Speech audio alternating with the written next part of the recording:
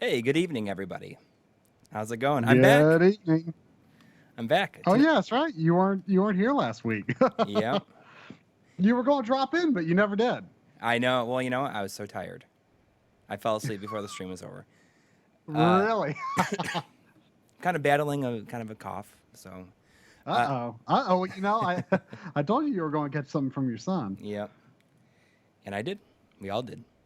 Tonight we're Mm. joined by Douglas Bogart from Limited Run. Thanks for joining us. Hello. No problem. Thanks for the Yeah. Yeah. documentary. It was Yeah. it was awesome being able to come down and hang out. And thanks for allowing us to do it. Yeah, I remember when I told Coury, I said, so limited run games is like not that far from me, and he was just like, "What? Okay, we're doing this." Yeah, yeah. You were like Or we got to pitch really the idea. excited as soon as yeah, and it was I just emailed Josh and he's like, "Oh yeah, we're aware of your show," and I was like, "What?" And we just kind of worked it out from there. Like I think I originally emailed him in April, and we kind of kept pushing it back a little bit, and we finally went there in what, July? I think it was Yeah, July. it was like mid-July. Yeah, like second week, maybe Yeah. like the 13th or something like that. Yeah. So I guess it's been about 2.5 months, Yeah, it's but been a while. Yeah.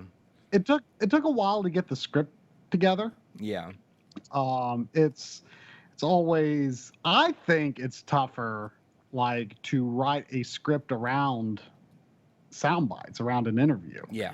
um, because you kind of have to craft your narrative around something that's totally unchangeable. Um, and But apparently we changed a little bit because we had well, we interpreted there, there, information there, incorrectly. yeah, there was at least It wasn't that bad. there was like 1.5 things that were slightly off, Yeah. slightly incorrect, but I mean, little mistakes. It doesn't change the broader picture of the story. Right. Uh, but yeah, we want to do more things like this. We actually updated our Patreon last night to add a new goal that said that this is probably a ways off, but we had a goal for $1,000 a month. If we got to that point, we could easily do a few of these a year. We could like travel to like different places. We could travel, the travel limitation wouldn't be a factor because so far we've done things out of convenience, because thankfully there are a few things that are possibilities in North Carolina, such as limited run. I stopped by Cyan and interviewed Rand Miller last summer just because I was going on vacation in that area. And, it was convenient, but there's people all around that we would love to do this type of project on, and if our Patreon could get to a certain point, it would be possible for us. We're not going to stop trying to do these as the opportunities come, but we can guarantee a much broader range of this type of work, and I think it's a lot of fun. Yeah, I definitely agree. There's a lot of things that we like. I have one specific dream. I'm not gonna let it out there. Yeah, I'm not gonna say what it is. Oh, I know what it is. I know what it is. But yeah, I mean, it's something that we would. I mean, the idea is that when we first started the channel, this is kind of something that we wanted to do. Stuff like this. Yeah, oh yeah, this was like one of the. Honestly, even though we've done so little of this type of interview type things, this was really one of I think the founding ideas in a lot of ways of the channel. Was we called it My Life in Gaming, but the "my" did not necessarily imply you and me. It was a word that we kind of imagined to be anyone could attribute that phrase to themselves, my life in gaming. So the idea was that we would interview people about, maybe it would be, someone who's doing something interesting in the world of gaming, like Limited Run, like HD Retrovision, which we did like almost 2 years ago at this point. Things like that, or it could just be someone who has something to, if we did a video on I don't know, Super Metroid, for example. We're not planning to do a video on Super Metroid, but if we did, maybe interview some just various people, like, what are your thoughts, what is your history in Super Metroid, and just like have other people than us just that was kind of the original plan, was like just have other people talk about all this kind of stuff. And we have done that in some games, or in some episodes. Like, for example, we've had guests in certain episodes. Like you had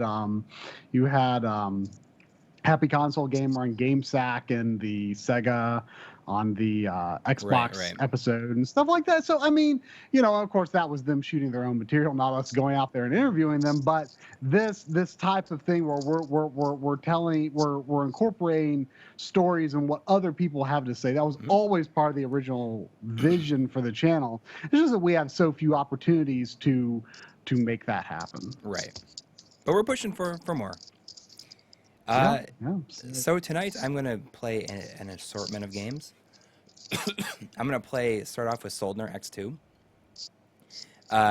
We had some people, I think I read something on the thread on NeoGAF saying like, oh, how come they didn't talk about what happened with Soldner-X 2, like the way it sold out so quick, or there was like issues with the store.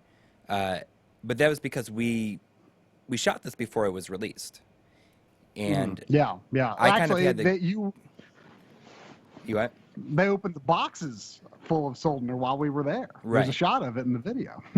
Right. Well, no, that's Zeo Drifter. That's a Zeo Drifter. Oh, but shot. they but did there's have, a stack. They of did have Soldner. They did have Soldner when we were there. Right. Yeah. Right.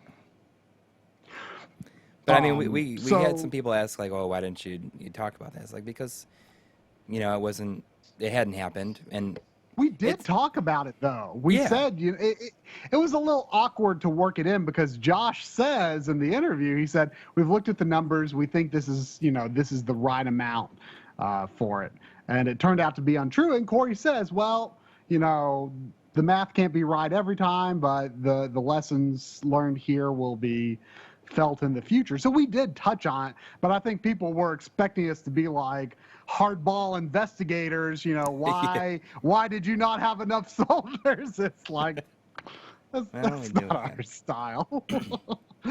But yeah, I mean, we I'm sure that part would have been a little different if we had interviewed them and they had said, "Oh yeah, we did not have enough Soldners." But who Doug, knows? I see you mentioning in the chat. It's just because it'll show up like when you talk. It switches back and forth. I'm using a capture from my desktop. Okay, that makes sense. Yeah. So since I'm talking, it's showing me, and then when you talk, you'll pop up. Right.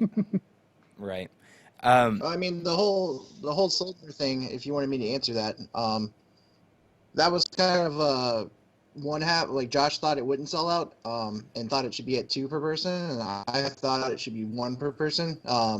So we kind of had an argument about that, and then we decided, like, well, we'll see how it goes in the first half, and then decide on the second half. Oh, interesting. So Josh was right. I mean, we looked at all the numbers, and we didn't have that many people visit us. I think the views before were like something like 6,000 people had gone to our page or something during the last sale, which honestly, that doesn't convert necessarily into actual buyers. And then the day of Soldner happened, and we had 12,000 people show up. That's like an insane that number. doesn't necessarily convert to buyers either, but that's still, that's double what we had. So that meant there was at least double more customers, and we didn't understand why or where all these people came from. So we thought maybe it was because of trophies, or if it was because of something else, but we never did really figure it out. But that day we were like, okay, we definitely need to switch this to 1 per person on the second run, or the second launch window. But we definitely underestimated Vita fans once again. We also underestimated Soldner's popularity. Even the East Asia Soft didn't think that Soldner was going to do that well because it didn't do that well digitally, they said. So we were all really shocked by that. And obviously now we've increased our numbers. And if it's a low run, we do 1 per customer. If it's a bigger run, we do 2. Mm-hmm. Well, I think part of the thing was Soldner, and I'll admit I did not pick up I'm gonna go Soldner ahead and after I start. watched. Just while we're Yeah, go we're ahead. going, Coury played a little while we were on Skype one time, and he put the thing up on Skype. And I'm like, man, like I'm kind of regretting that I didn't get this game because I'm not a big shmup guy, but I want to like shmups, but I'm just like very bad at them. And hey, you beat like, Life Force. That's pretty good. I beat Life Force, but that's the only Legit, that's the only like one not that using really like the Konami code. That's pretty good, I'd say. Yeah. But yeah. So I was like, and I was kind of trying to not spend too much money at the time. So I sort of regret that I did not get Soldner. But I think the thing with Soldner is that it's such an appealing looking game. Like Right. it's a very traditional sort of style of game, and I think you're going to get a wide audience with something like that, because you just look at this and you're like, wow, this game looks awesome.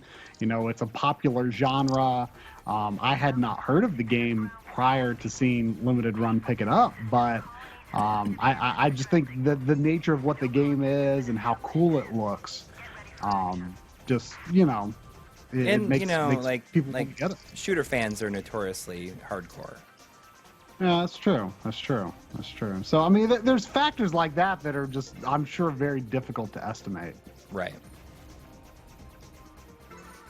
Yeah, I mean, I feel like I was looking at my the time spent in this, and I put in like 4 hours into it.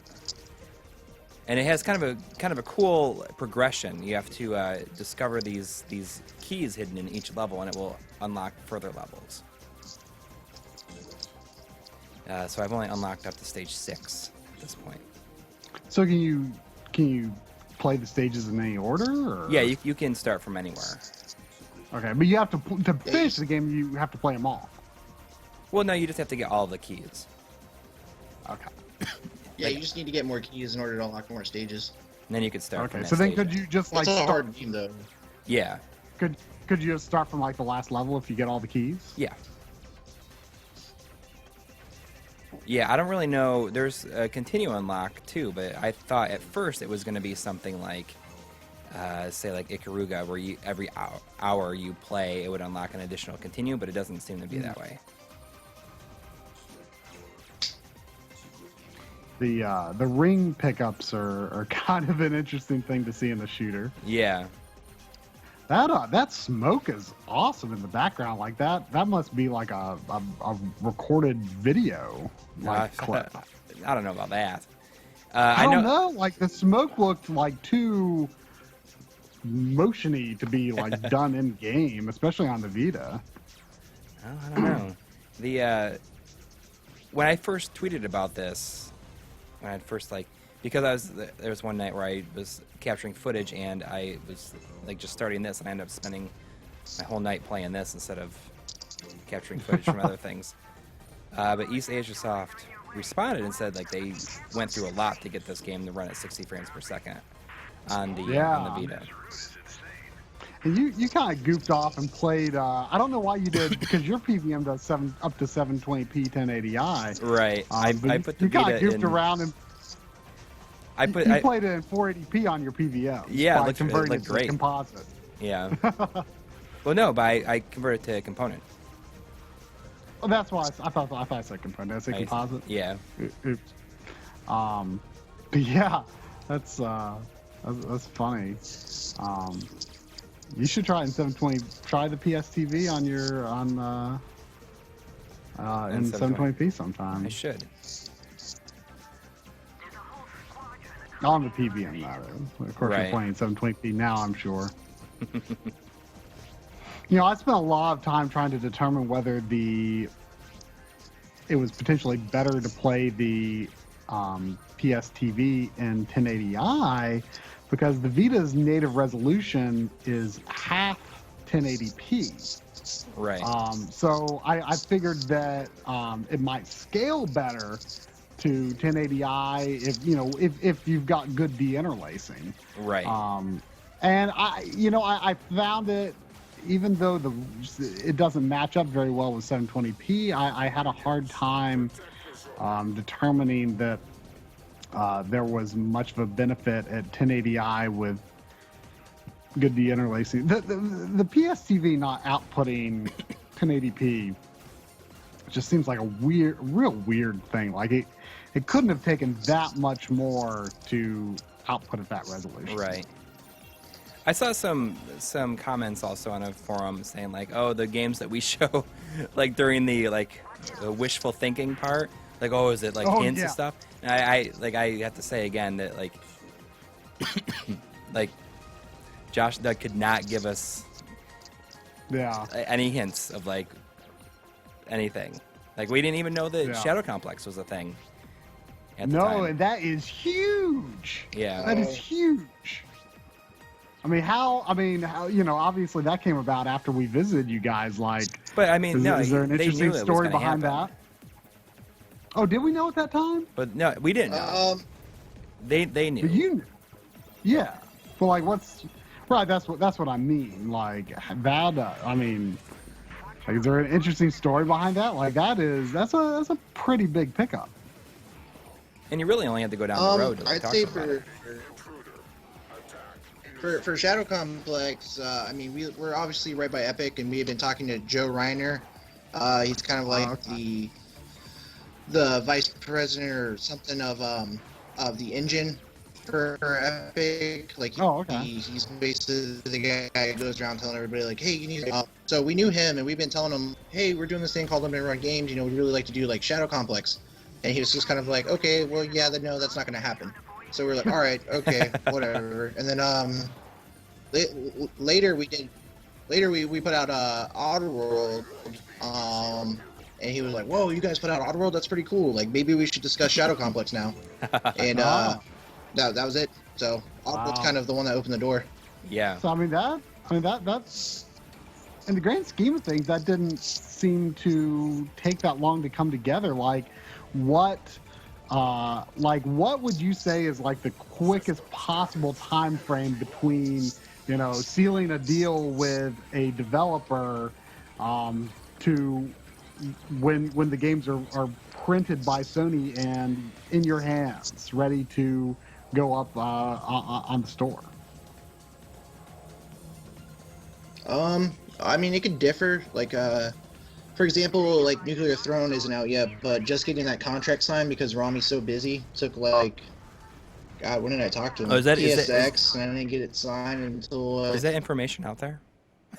What was that? Is that information out there? Nuclear Throne's out there. Oh. Yeah. Okay. Yeah. We told everybody. We announced it at E3. Oh, okay. Okay. Why did I not know that? So it was announced, but it's not done, obviously. But getting the contract signed just because Rami's so busy took 3 months alone, I think. Oh wow. So I mean, there's some games we got signed that came out pretty quickly. I'm trying to think which one. So I'd say it probably 4 months from initial conception. So that's like the quickest. So you're probably working on the Shantae deal for a while. Like that is huge for me because I'm a big Way Forward fan. Yeah, that's definitely a couple months old now. So. But you don't have a release. It's just sometime next month. Right now. It's expected next month. Yeah. So. Yeah. So a lot of our contracts get signed very early on, and then we always tell the dev hey, there's no rush, because they're always asking us what do you need now? We're really busy, or we got this other thing in the pipeline. So they always kind of tell us we can sign the contract, but we're not ready yet. Is that okay? And we're that's perfectly okay, because we have 30 to 50 games coming out. We don't really need all these to be ready at the exact same time. That would be bad. So we're perfectly okay with spacing stuff out. What's so interesting about that deal is that you know, so many people are like publishing different versions of the Shantae games. Like Pirate's Curse is coming out on 3DS pretty soon, and Well, I think I don't know who's publishing that one, but like Xseed is doing like the new one. Xseed is doing the Kickstarter game, Right. But is it Rising Star? I think it might be Rising Star. It's doing the 3DS Pirate's Curse. And first, like, I honestly forgot that the PS4 version wasn't getting a physical from that deal, and so I had forgotten that I'd like had the 3DS version pre-ordered on Amazon, and Coury links me this picture that has like the 2 reversed covers of Pirate's Curse, and he thought that picture had Risky's Revenge in it as well. And he links me that, and I'm thinking, I'm confused why this is a big deal. And then I was looking through my Twitter feed, and I was like, oh, there's Risky's Revenge in here. Okay, this is a huge deal, because that's never... Now all they need to do is get the original game, you know, running in a or something. Running in a good emulator for PS4 or something that you can just include on the disc, because I want a physical copy of the original so bad. But I mean, no way. Unless someday I'm making millions of dollars, which I have no plan to be making millions of dollars one day.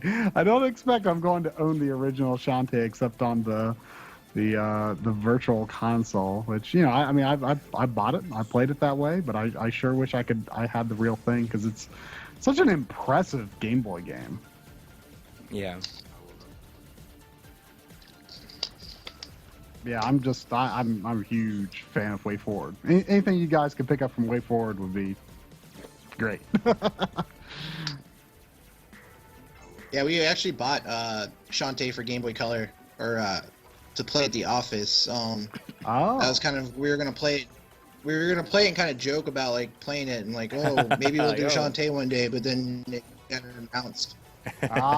Well, we still have to play it for the stream, just because, I mean, it was like a $200 purchase or something crazy. So that was it. Like, that's actually not bad. That's it might have been more. I don't know. Yeah, Josh just kind of bought it on a whim. I see somebody in the chat said Darius Burst, and I think it was Josh that said like, oh, that would be something that he would love to do, like, because the Vita version got ported in Japan. I imported that, but I would love a PS4 version. Yeah, no, we definitely want to do a Darius Burst. When I was in Japan, I was trying to see if I could like maybe talk to somebody there about it. I would love to do it. You never know, the whole one-way heroics thing kind of opened the door with more Japanese developers, so maybe we'll actually get to talk to more people. And that's kind of like, that's such a huge thing, you know, like that's so cool that you guys are doing a Japanese release. Like, that's is it your first one? It's your first one, right? The first. Yeah, it's our first one. It's not the first one we signed. I mean, we had another. Ironically, the one that we signed that we. Well, I guess now it's news. The silver case, the whole PC thing we're doing. Right.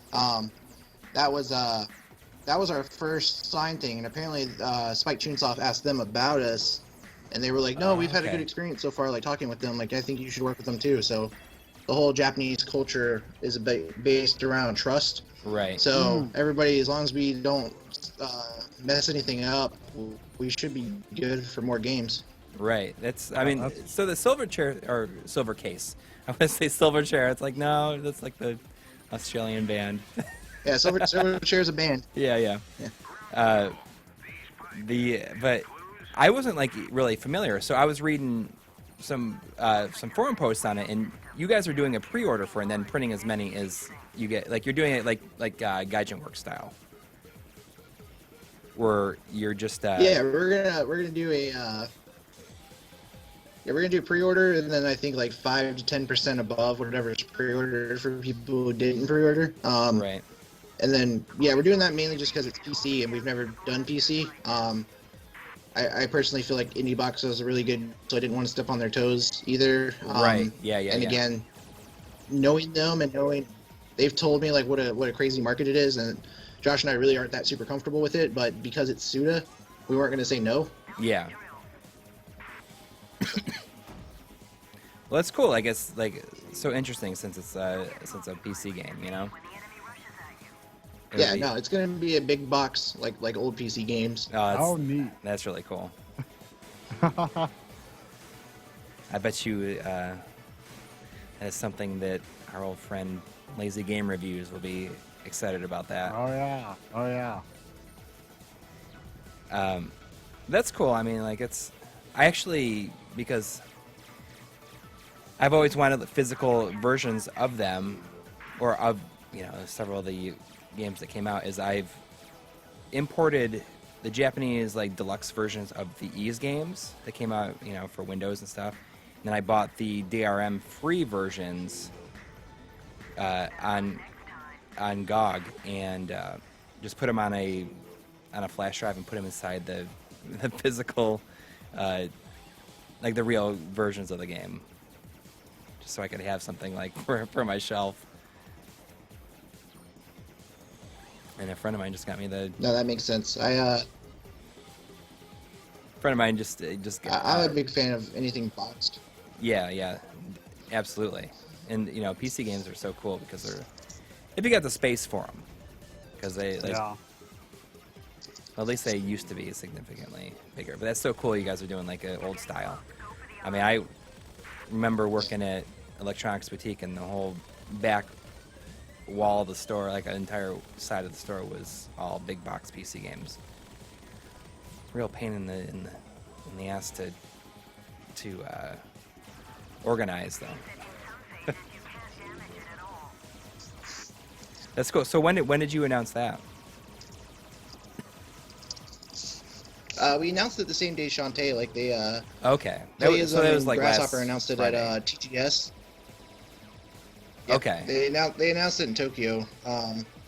So I mean that's been a deal since like March, when I went to Japan actually. But they couldn't tell me what game it was going to be. They're like, oh, it's going to be a really big game, but I can't tell you what it is because the NDA is going to take 30 days for us to sign. And I was like, holy crap. So.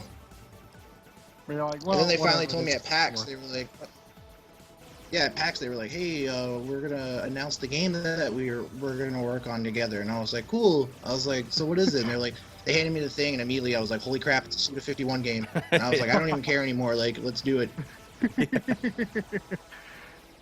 That's That's awesome. great. Jeez. I'm trying to think of like what would be some other Japanese games that Monster Boy. that would be. Well, yeah, Monster. We're obsessed But with now, it. is it? I think that's like it's or like obviously like the creator is in Japan, but I want to say it's like developed by like a Swedish studio or something like Yeah. that. But I could be wrong. I'm not too sure on that. We got a lot of comments from people on the video saying like, "Oh, can you please do a Scott Pilgrim game?" And it's like, there's no way that could happen. Like the rights to that are probably insane. There's a reason it's not up anymore. I mean, there's probably. Yeah, I mean, I've heard rumors that like Scott Pilgrim may one day, hopefully, like these are obviously like unbased from anything. Like no one's actually said this to me, but like I hear things around the like the game industry that it may come back out one day, or like there's people trying to get it, but it would be kind of impossible for us just because it's Ubisoft unless they like gave the rights away. I don't think Ubisoft would ever allow us to do. Yeah. Yeah, I mean, if the rights maybe fell back into the developer's hand, they could make a new copy without make a new version without the Ubisoft logo on it. Yeah, You know, maybe then they would be open to it. Yeah, I mean, I could see stuff like that becoming it's not pretty impossible. sad that that's one that's like is delisted and everything because Yeah, it just has a great soundtrack and I was pretty upset. it's so messed up that, you know, because it was, you know, it was very, I guess, it's kind of like ahead of its time when it came out, like the kind of stuff that it did. I mean, not in terms of like gameplay, but like the throwback style, like the artwork was, the sprites were done by that one guy, like what is it, like the guy he did the Mercenary Kings. since It's then. Paul Robertson. That's it. I know. I was like, I didn't want to say Pat Robertson. Yeah, just think Robert Paulson. Oh, right. Yeah, Robert Paulson from Fight Club. Yep. And then it's Paul Robertson. Okay.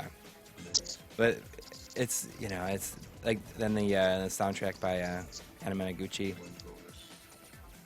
Like, it's really unfortunate that that's gone. Now, do you have any concept of Yeah. like how if it would be feasible at all to do like if a developer just was not going to make a PS4 port of a game that they already did, but there's like a PS3 version. Like, is there any way you could do like a low print run PS3 game with Sony? Probably, I'm guessing there's probably. So the trick with PS3, and we've looked into this, so we could definitely print it, but getting a dev to go back to PS3, like they would have to basically develop it to where it, because like PS4 just installs to the hard drive, PS3 actually is constantly running off the disk. Oh, So like that's an true. additional line of code they would have to do, and that actually Oh, that would require more testing. interesting. Yeah, I could see how that So you could get- be you an have to issue. get these people- Would the if that wasn't an issue, would it be like the same cost to get a limited run of PS3 games run, or would it be cheaper, more expensive because they're not really printing them so much anymore? Or? But they're still Blu-rays. I'm sure they're. Oh yeah, No, but they're mean- I think it's the same place. Oh, okay. So it's doable. I mean, like Gaijin Works did the limited run of like the what is it, like Classic Heroes. Yeah. I mean, heck, they were doing PSP games until like recently. Yeah, it's crazy. Now, does Sony charge the same amount to print Vita games versus PS4 games, or is I mean, I would imagine that the materials required to create a Vita game have to be more expensive than a PS4 game, a Blu-ray game.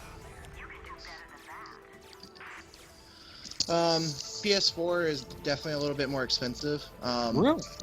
So, but yeah, because it's a cartridge, discs are a lot cheaper for them to manufacture. Wait. You said PS4 is more expensive. Oh no, whoops, I'm sorry, Vita. Okay. Yeah, I mean, I would imagine so. I wonder, just like to what extent the cost, what cost might be, because the rumor right now is that Nintendo NX is going to be cartridge based, which would be amazing. Like I would be so into the NX. I would take a lower power system if they could like totally cut out like having to have like active cooling on the system. So no fans, no disk drive. You've got a system that will, essentially last forever. That would be amazing if they could do it that way. Yeah. I don't even know if Yeah. it's possible these days. We'll see though. Yeah, we'll see. I don't know. People kept saying that they thought it was going to be unveiled in September because, like, they're saying they're going to release it in March. Like they. There's no way it's like coming how out in March. much- There's You no- don't think so? I mean, they No, said that no, a while ago. I know, but They said that. if they haven't announced it yet, or even shown I don't anything know. of it, I mean, that's crazy. Nintendo these days tends to not announce most things like all that far in advance. I mean, sometimes they do.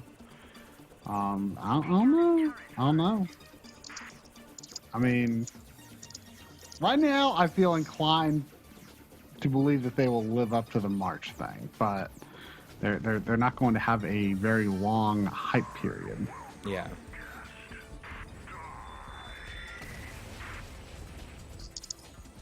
Sounds like my favorite boss in the game.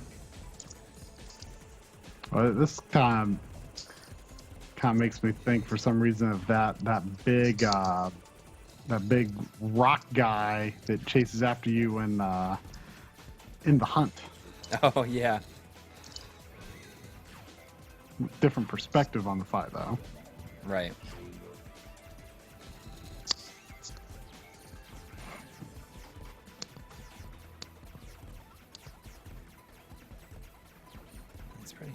Sorry, I'm quiet. My internet's like kind of shitty. I'm sorry if this is PG. Then I also just said a cuss word.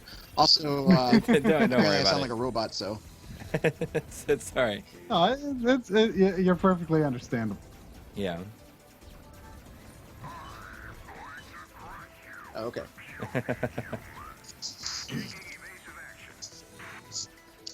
So you've lived in North Carolina your whole life then? You grew up there? Or Doug, I don't know if you can hear me or not. What? You've lived in North Carolina your whole life? What'd you say? Have you lived in North Carolina your whole life? Oh no, I was born in Atlanta. Okay. Oh no, yeah, I was born in Atlanta. I moved to North Carolina in '99. Oh wow, okay. So well, I mean, not like super far, but far enough to be a big deal, I guess. Yeah, I mean, it's so weird for me, like thinking about, game development stuff happening in North Carolina. Like it's still just like the wildest thing, like for me to think that like, the most widely used third-party engine. Well, I don't know if that's really true. Not true. I don't know if it's true anymore or not. Yeah, it might be Unity. I don't know. No, it might be, yeah. But like the most widely used in AAA games anyway. Like, Right. I guess there haven't been like a lot of Unreal 4 stuff, but like last gen, like Unreal 3 was like like every game. It's just wild to think like about that and about big games like Gears of War 2. Like I just don't feel like North Carolina things to me. I don't know why I said Gears of War 2. I think I just said that because you said Gears of War 2 in the thing, but that just doesn't feel like something that would happen in North Carolina. But I mean, there you go. It happened. So. Yeah. Yeah, I think it's interesting that you and Josh have lived in the Cary area for. I mean, Josh is like from there originally, right? No, Josh moved there in '97. He's from San Francisco. Oh wow! Really? Wow! I had no idea. For some reason, I could have sworn he said that he'd always lived in the area.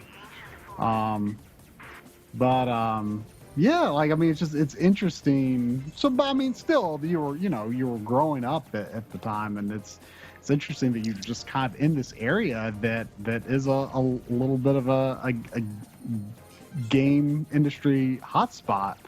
And I remember, when I was, I graduated from high school in Delaware. I'm from North Carolina originally, but I've always had family in North Carolina, so I kind of wanted to go to college in North Carolina, and so I did, and I've stayed here ever since. But I remember thinking like, what kind, like if I wanted to like get into game development, like if I, what kind of jobs would I even find in North Carolina? Like, or really though at the time, like I think the main reason I sort of wrote off the idea of game development was because at the time I didn't really like Western games. Like I liked like a lot of European games, but like almost nothing. Like there was just very little that was made in America that I liked. And I don't know if it's my taste changed or if I kind of felt like American development kind of came into their own. I wasn't I was not a big PC gamer growing up or anything.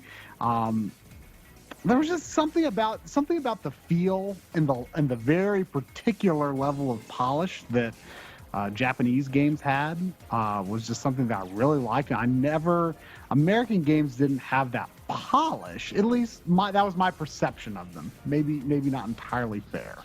And I felt like a lot of European games had sort of something more polished about them than American games, or at least some of the ideas seemed a little more unique or interesting to me. So I did, I was, obviously a big fan of Rare.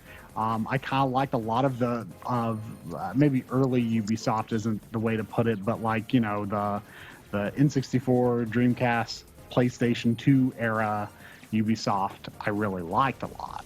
Right. I just got a the lot of those were trilogy.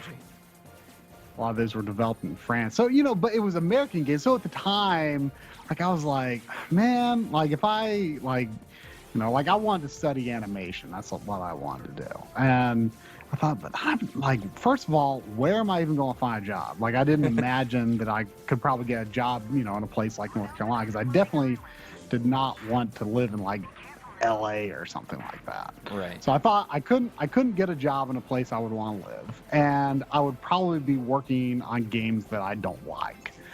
And so I kind of wrote off. Nowadays, I don't know. I might have possibly given it much more serious consideration if I was, of the age to go into college nowadays. Because, starting last generation, I really got into Western games.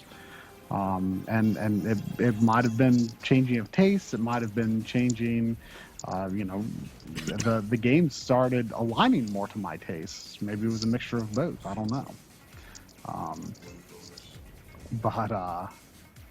Well, nothing's wrong with living in LA, Blade Blur, except for the fact that I hate cities. I hate cities. I love cities. Me too. I couldn't live in the middle of nowhere. Oh gosh, I could sure live in the middle of nowhere as long as I had internet. For people that don't know, I went back to New York City for the first time since moving away last week. That's why you weren't there on the screen. Right. And it was a lot of fun, but man, it's really hard with two kids. It is really hard when you're carrying two kids around. I thought it was hard enough with one. That's why you got out of there, really. Right. Holy cow! It was a lot of fun. But I was like, I think next time we're just gonna leave the kids with their grandparents. Nah, cities are just too, I don't know, overwhelming for me. Like, it's just too much going on. Yeah. I'm too simple of a person for city atmosphere.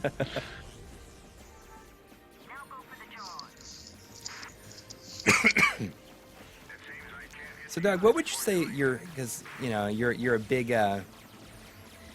you're a musician. Yeah. What would you say is is your biggest influence? I mean, I know we talked about Blink-182 quite a bit when I was there. But I mean, for guitar, I would say Blink-182 is probably a big one. Alkaline Trio is another big one. Mm-hmm. Old AFI, some Metallica randomly. A lot of, I guess, early A Day to Remember at one point.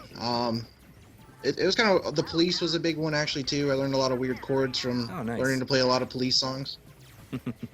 Cello wise, which was what I've been playing since 1997. Cello? My influence was Mozart. Yeah, cello is probably like the instrument I've had the longest experience on. Really? Yeah, I would never have guessed. That's where I started. I would never have guessed that. Yeah.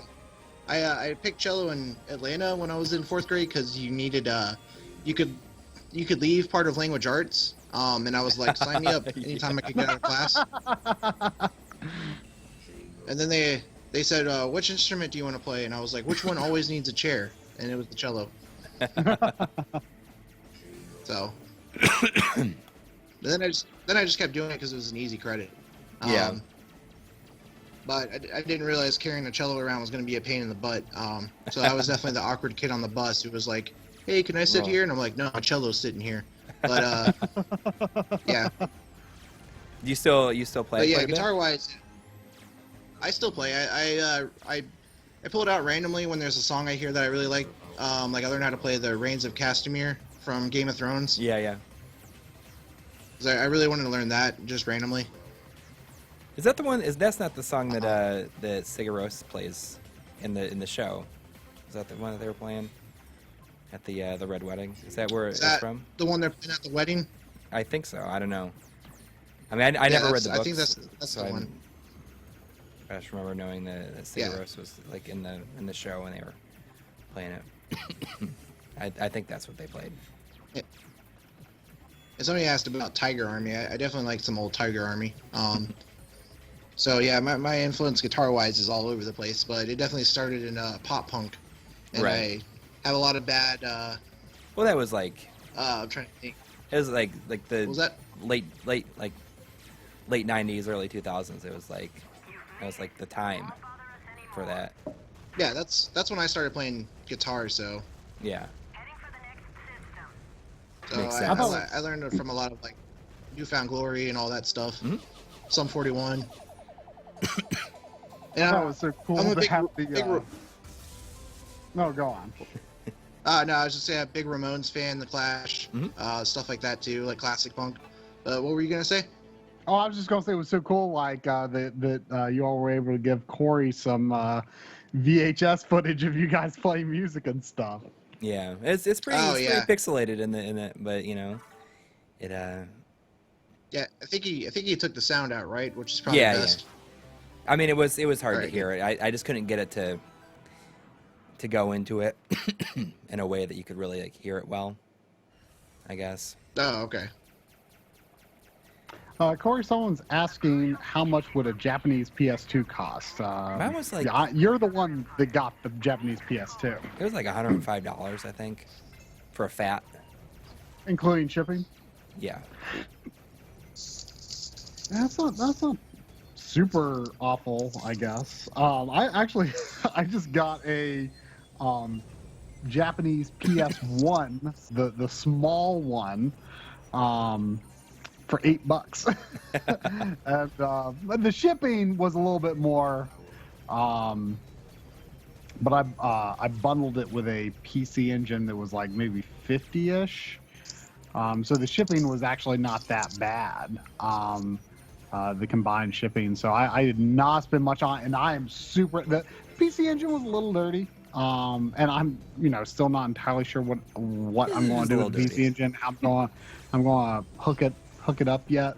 I did get somewhat cleaned up, but it could use a little more help. But it's not too bad. And of course, I have no way to test it right now, so that's why I'm going to visit you next month, and I'll be sure to bring it so that we can test it. But the PS1 is like super clean and works perfectly. So I'm super happy about that, because I feel like whenever I see the little PS1, it's always like dirty, kind of nasty looking. This one's great. Yeah. The one I have I cleaned it up a little bit, but Best advice for finding a working PC engine? I have no idea, because I can't even test the one that I have. yeah. I don't have any games. I don't. I'm not even sure. I could use my Retro DC to power it, but it didn't come with a power supply. I'm not really sure what the proper power supply to test it with is. So Yeah. I'll bring it to Coury's so that you've got the DB Electronics Right. graphics thing Right. that we can test it with. You've got games obviously that we can test it with. I just don't even know yet what games I want for PC Engine. I just don't know a ton about the system, but it just kind of felt like this thing that's like, I should have one. I also think it looks really cool. Like Yeah. like I hate the TurboGrafx. The TurboGrafx I think is one of the ugliest, maybe the ugliest video game system ever made. The only other thing like that compares is like Model 2 Master System. Yeah. I think TurboGrafx might be a little uglier. but the PC engine I think is gorgeous. Yeah. Which is why it's a little bummer that mine is a little dirty, but you know, it's all right. Douglas, you have like that really interesting looking PC engine at your office. It's like it looks like a shuttle. Oh. Yeah, that is I think it's called the shuttle. Right. I don't know too much on that. That's something Josh had randomly. But yeah, that's definitely one of the more random and crazy looking things in our office. It's, you know, Of course, you got some Neo Geo stuff too. Yeah, I was gonna say what really sucks is that we shot so much that day that we weren't able to use. I mean, just because like there just wasn't a place for it. I mean, we like walked around and like you guys were streaming. We like shot you guys like streaming, in like all the different consoles, and like Josh went through his game collection that he has there. Yeah. His $5 We're gonna copy release of some. Snatcher. We're gonna release some of that stuff, like just kind of Like for like for patrons. Yeah. Yeah, I was say you could do some B footage or whatever. Because you know, we did film like, I don't know, like an hour and a half with Josh and me as well. I'm sure there's plenty of random crap you can make a video with. Oh yeah, I mean there's yeah. like the we're the interviews like in their entirety will go up like for patrons. Also like the stuff we shot at Too Many Games. With like all the different like a lot of different like YouTube. All the YouTube people, yeah. Yeah, and different people. We'll put that up for patrons. There is just I should look at how big the folder is. But Yeah, it's a ton of material. it was a pretty serious project. Yeah. In terms of keeping everything organized in the project in the edit as well. Well, I mean, it was, and you know, I'm just in terms of sheer size. I mean, it was hours of 4K footage. I know, but really, actually, you know what? You all the walking around stuff was not 4K. Well, Only the yeah, interviews I was 4K.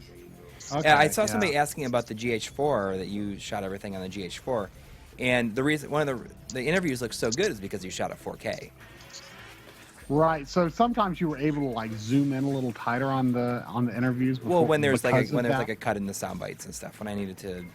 Like, Yeah, like, you know, honestly, I was questioning whether you were just doing a game day style cut in, or you know, but it was actually continuous, or if you were cutting a soundbite, because I couldn't I mean I didn't like, if I had gone back and looked you know, really closely, I probably could have been able to tell, but I could not tell that it was not a continuous soundbite when you did those cuts. Right. Yeah, it was. It worked really well.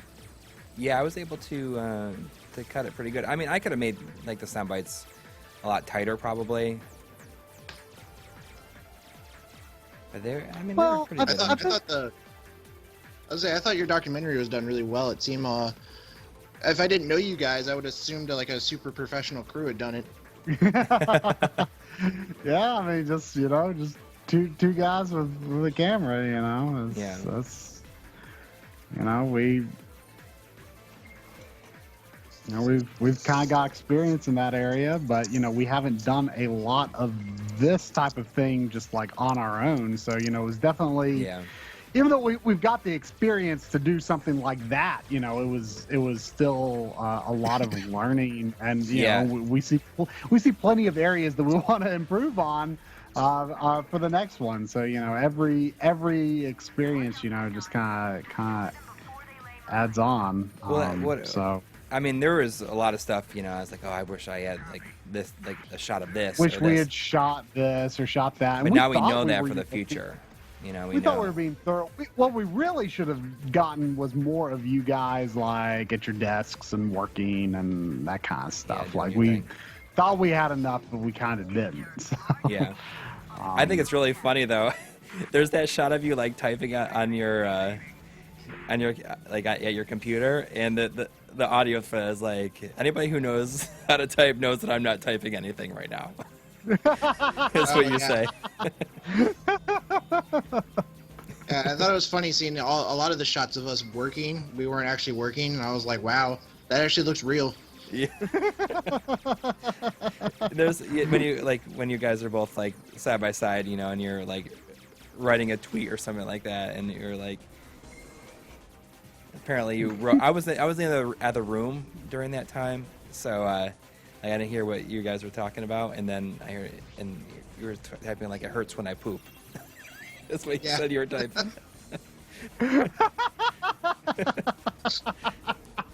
So just like the audio in these parts and that is cut out. Josh and I are always thankful that there's no like recording devices in the office because we say some really random shit. Yeah. And you guys aren't used to it too, because Josh was like, I remember when we met up at that restaurant with you guys for lunch and all the Mighty Rabbit developers, and Josh was like, okay, now everyone was sure that they got like stuff off their screens before we came here, right? Yeah. And Josh kept opening like the wrong tab on his browser, like, oh wait, I gotta remember, I can't open that. Apparently that was Shadow Complex. Yeah, that was at the time. It's just so weird because Josh, like since then, like so much has already happened, and just in that 2 months. I mean, like it's so crazy for me to think about like how many things you guys have in the pipeline. Like that is just. I mean, it's definitely overwhelming. I mean, things have definitely have to be. I mean, I know that like Metal Jesus did a video on like all your games recently, so that's got to be huge for you, especially like with his 300,000 subscriber base that he has now. Yeah. So that's got to be driving like a lot of people. I mean, just in the interest of just getting, meeting more of these requests from developers and just the sheer number of games you guys are planning to put out, like, do you think you would ever, like, do more than 2 release dates per month? Potentially bringing on more staff if need be, but like, or do you think, because I know one of the things you had talked about in the interviews, and I don't think it's really came out in the documentary, but you don't want to overwhelm your audience so much to where, it's like, oh gosh, I gotta buy it. I gotta be able to afford another game from these guys this week, Yeah. So people don't get like so tired of it. That's a tricky balance. Like, you want to do more games, but some people are like, so like for me, I'm buying the ones that I'm like personally like really interested in playing. Other people are like, I have to have every limited run release, and eventually, like, if you're releasing like 4 a month, like some people are going to just like at some point they're going to hit their limit, I guess. Yeah, this month was definitely, I think, originally 3 releases. I mean, it is 3 releases, but it was going to be 3 different dates. But because Dragon Fantasy got pushed back because we dropped our fulfillment center, we decided to push One Way Heroics and Thomas Was Alone together to try to give people a better chance on shipping. Even though it's going to be a lot more work on our end, but we wanted time to get ready. But next month was also originally looking to be a really heavy month. There was a lot of games coming out. It's kind of scary actually, because we were like, we don't really know if we have the money for this, but we decided to try to space it out. So I think there might be like 3 release dates next month at most. Yeah. We haven't actually decided very much past like what day we think Shantae may come out. That's it.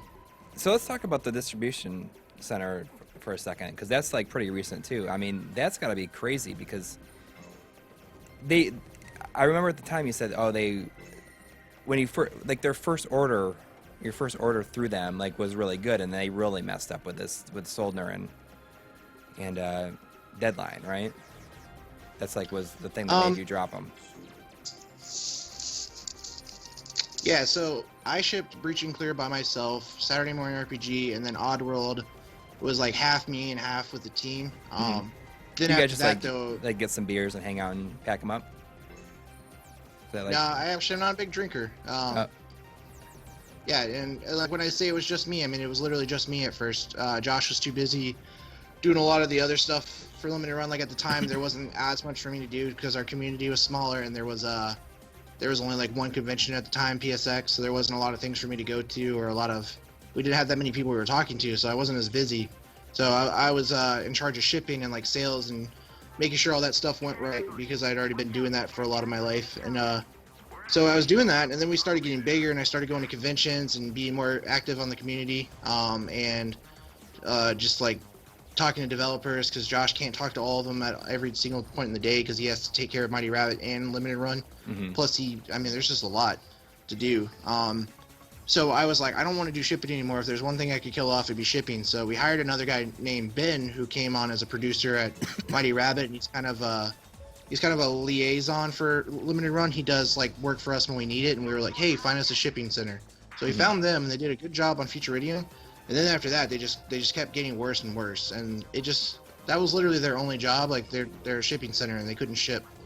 So it was really hurting our brand, especially with like competitors coming out. We were like, we can't have this happen anymore. So we started investing money to do it again in our own office. And then we're looking at a new office actually with like actual warehouse space. Wow. Oh, wow. Yeah, and there'll be like a truck drive up. So we might be in another location the next time you show up. But yeah, we're definitely the Dragon Fantasy run is pretty much almost all done. All I have to do on Monday tomorrow is Saturday Morning RPG game and vinyl bundles, and then like any orders that were originally pending, like they had their payment didn't go all the way through, and then I'm done. And then that was only a week and one day.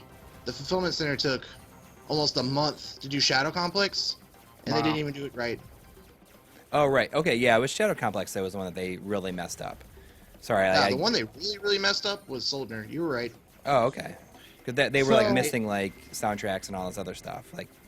Yeah, then they did it again with Shadow Complex, and we told them on that one, like, hey, if you mess up again, you lose our business. And they were like, okay, we won't mess up, and then they did. So that's crazy. I mean, with like a limited amount of copies and stuff, and they're messing up these shipping, like, how do you figure out everything? And like, how do you keep track that you have enough? Like, what if they messed up and shipped the wrong things to people? Like, how do you make up for those? Like that had to been like pretty. I mean, like in our contracts. Yeah, like in our contracts, we have promo copies. I mean, like we reserve some of the ones from the run for ourselves and for damage games, or like if there's anything lost in the mail. So we use those, but there's not that many of them. So thankfully, the fulfillment center didn't screw up that bad. Had they done that, I mean, I would have just had to refund people, and that would have been terrible for our brand. So thankfully, it didn't come to that. I mean, especially like after like because it was like problems with people were figured out how to like manipulate the web store, right? Is that like one of the big, like that was another big problem with the Soldner release, is they were able to. No, we thought they were able to manipulate Soldner. The only thing that happened was there were some people that manipulated the system to get like the Breach and Clear franchise bundle. Okay. It was like one guy or two guys in particular, and we caught on to how they were doing it and fixed that. Soldner honestly was just, it was more of there was too many people wanting the same game, but right. Okay. There are people that go out and manipulate the system. Yeah, and that's why, and you guys remove the games from the store now, like right before they go live. You have like a really cool way of doing it. Yeah, we changed the ID on it. It's the same SKU, but the variant ID will like change or something, and it basically removes everything from everyone's cart, and it becomes non-available, so like nobody can just add it. Right.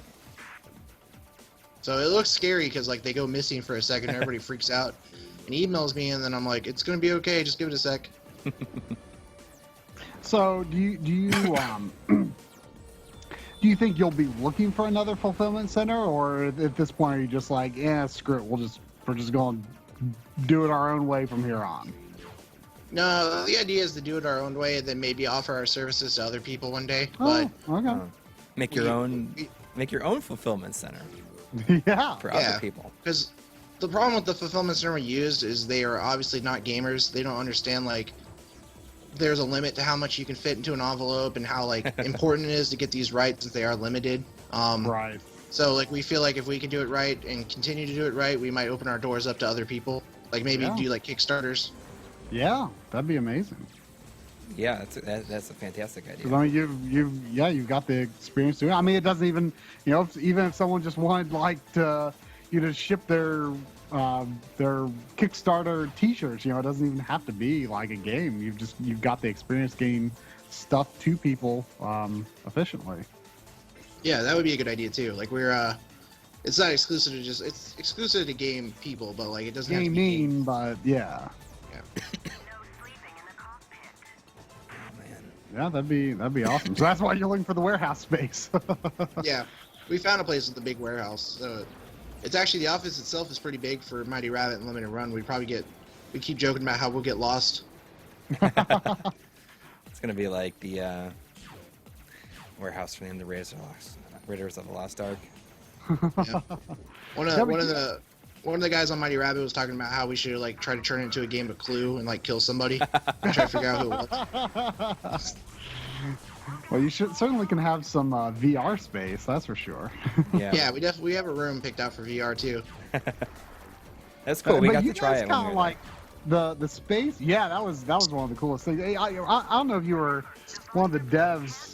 I think you were maybe getting ready to leave when he invited us over to play with the Vive, but that was cool because we hadn't really gotten to try VR before. I briefly strapped on like a very early Oculus, but it was a terrible demo and I didn't get much out of it. But it was fun playing with the Vive. Yeah, the Vive is awesome. I'm not a big VR guy, and then I played the Vive, and I was like, wow, VR could actually be a real thing. Yeah, but that's if people got the space, to have that dedicated space for it. That's the tricky part. You know who just did a really good video on like VR is Super Bunny Hop. Just did a video on Japanese arcades and about how he played all the like some VR games in Japan. And there was one where you're are on rescuing a cat from a ledge, and you actually go out to the ledge.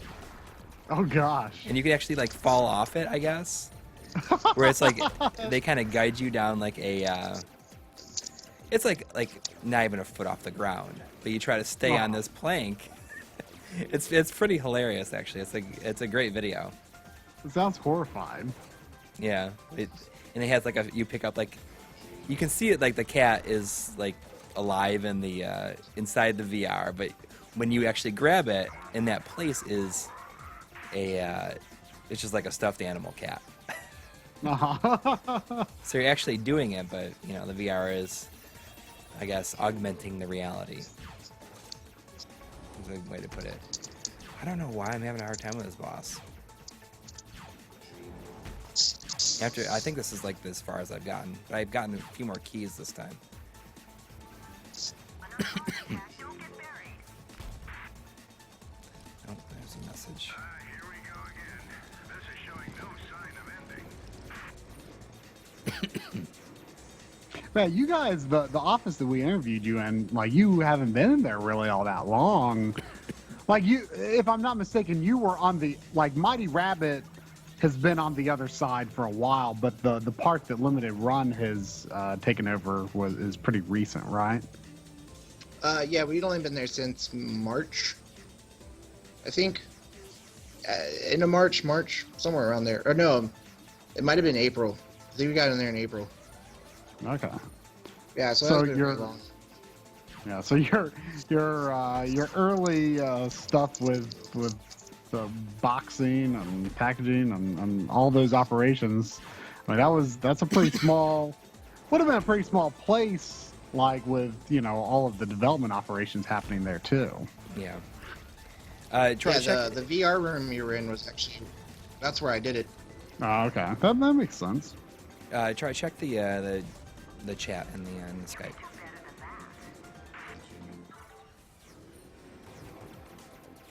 Oh, okay. I couldn't see it. But Oh, Doug, you have to take off soon. Is that what it was? Is yeah. that what it says? Okay. Yeah, I gotta go soon. Understandable. That's all right. That's all it is. No big problem. No problem at all. So you guys have like a big couple of games this Friday too. I'm really hyped about Thomas with Alone. Like, it's such a good soundtrack. I mean, Yeah, no, we have. We'll have the soundtrack for that too. I think. Oh, really? Yeah, I'm not sure if that was announced. I don't really care, but yeah, there'll be a soundtrack. That's cool. Like, it's like the soundtrack is amazing in that game. It's like it's kind of sad, but the way it kind of builds up through the story is great. Coury likes like sad games. Well, games are like you're always like Nier has this like just really sad feel to it. I love it. well, yeah. I mean, Well, I really like Shadow of the Colossus. It's really sad. Yeah. Yeah. I love Shadow of the Colossus. And you just know that Last Guardian is going to be sad. You can Yeah, see I it don't coming know. from. I don't know how I feel about that game. Oh, really? I'm excited. I'm not Yeah, like I keep. not even thinking about it really. I mean, I'm Yeah. trying to. I'm not like hyped about it or anything, but like a lot of the hype I had for it died when it kept getting delayed. Yeah. So we'll see. Yeah, it's kind of weird because like I was like super hyped for it when it was first announced, and like I don't know if it's just kind of like a so much time has passed thing, but like yeah, it's kind of weird. Like when they initially were like showing it for PS4, I'm like, oh my gosh, it's back. But then like since then, it's like yeah, I'm gonna get it. I'm gonna get it day one. I'll play it right away. But it's like. Yeah, it is kind of just like I think it's almost like the moment has passed in a way. But once we actually get to it, it might be amazing. But like I feel like there's just like almost this kind of fear, this like oh my gosh, we've been waiting for it so long. Like I'm scared to get excited for it because what if it's not amazing? Like because I like for example like I don't care that much about Ico. I love Shadow of the Colossus. Ico's just like it's just kind of there for me. Yeah, that's how I feel. I only played it once. I've got the HD version, and I should actually play through it. But I played through the PS2 version. It's okay. But Shadow of the Colossus blows me away. So I mean, it's like not that much of a guarantee, that I'll like it. But I certainly am hoping to. Yeah, it's so weird. I mean, Final Fantasy 15's had a lot of delays, but I really like the demos I've played, and I feel like I'm gonna enjoy it anyway, just because like to me, I don't think anything can be worse than 13. So I don't really. The bar has already been set for me. We both like Final Fantasy 13, but we're kind of weird. Yeah, I mean, you guys might, but I know Josh and I didn't. So. Yeah. No, most people didn't like I'm it. just saying we're like among the few people who like actually like Final Fantasy 13. Yeah. Like in all honesty though, like I like all of the Final Fantasies except for 2. I mean, it's like the actual 2, not the Final Fantasy 4 is great. The normal, the actual 2, not my favorite. I still kind of want to replay it though, just because. But otherwise, I like them all. I like them all, including 11 and 14.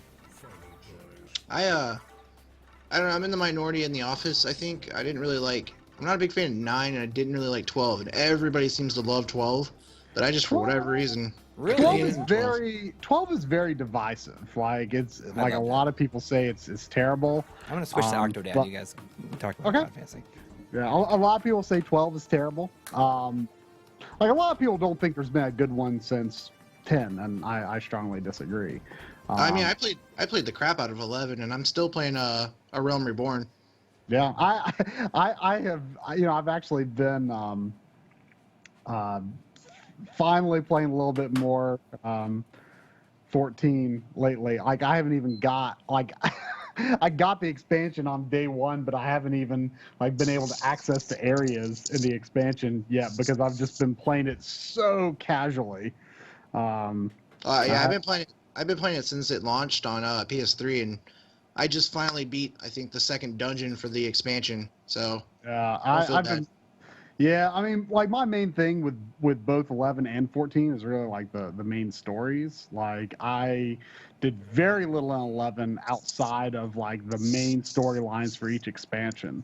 Um, like all the grinding for the best gear and stuff. That's just not my style. But what server did you play 11 on?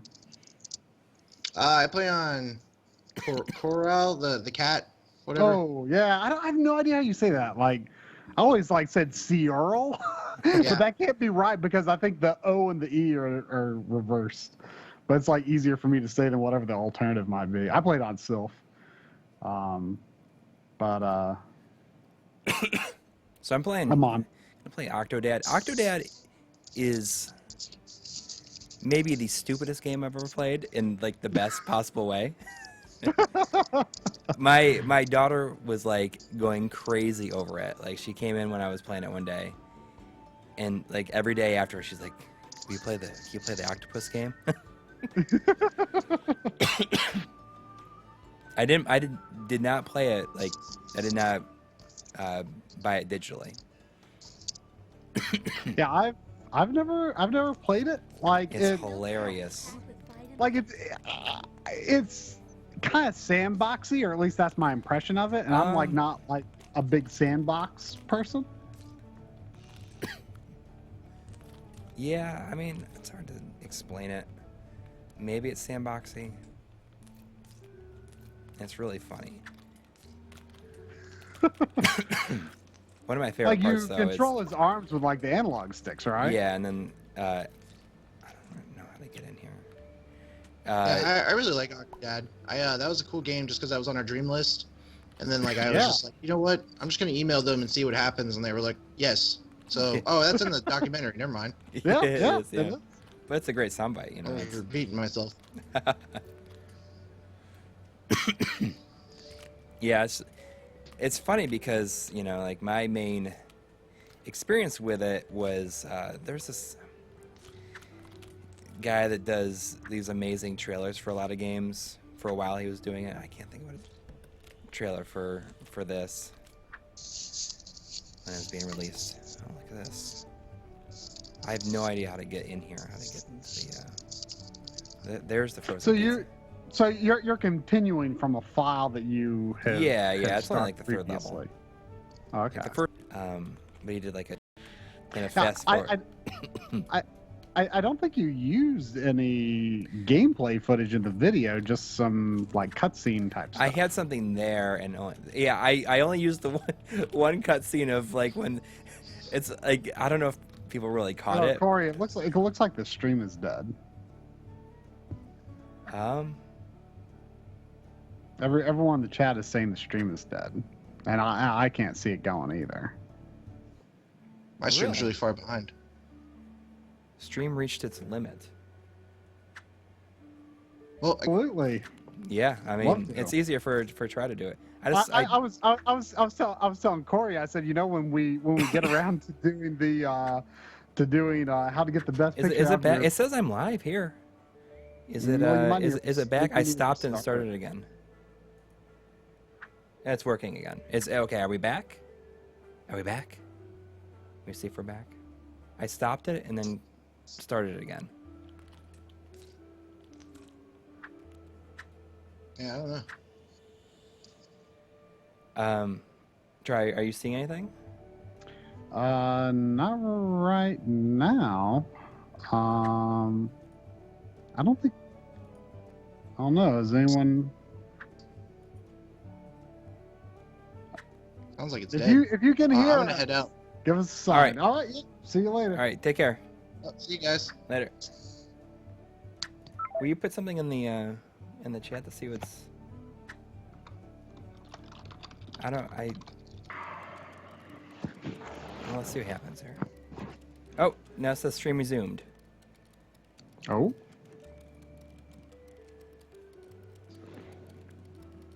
It looks like it's trying to load for me.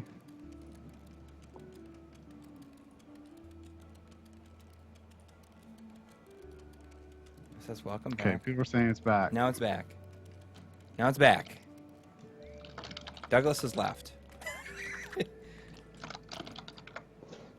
Oh, Or not? or not? I don't know. It might go back off and then come back on again.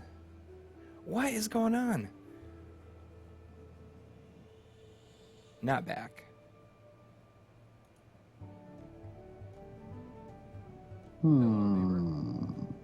Hang on. Let's see what happens here.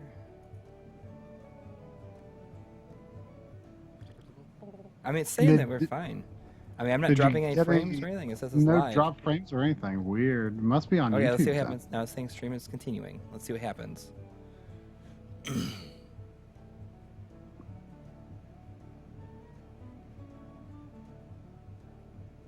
Say we're trying. Like it's saying here it's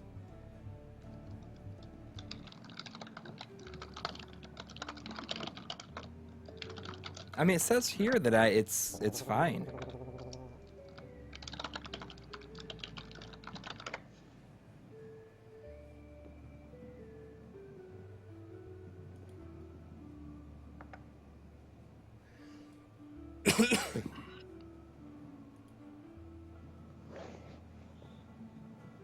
Keeps cutting out.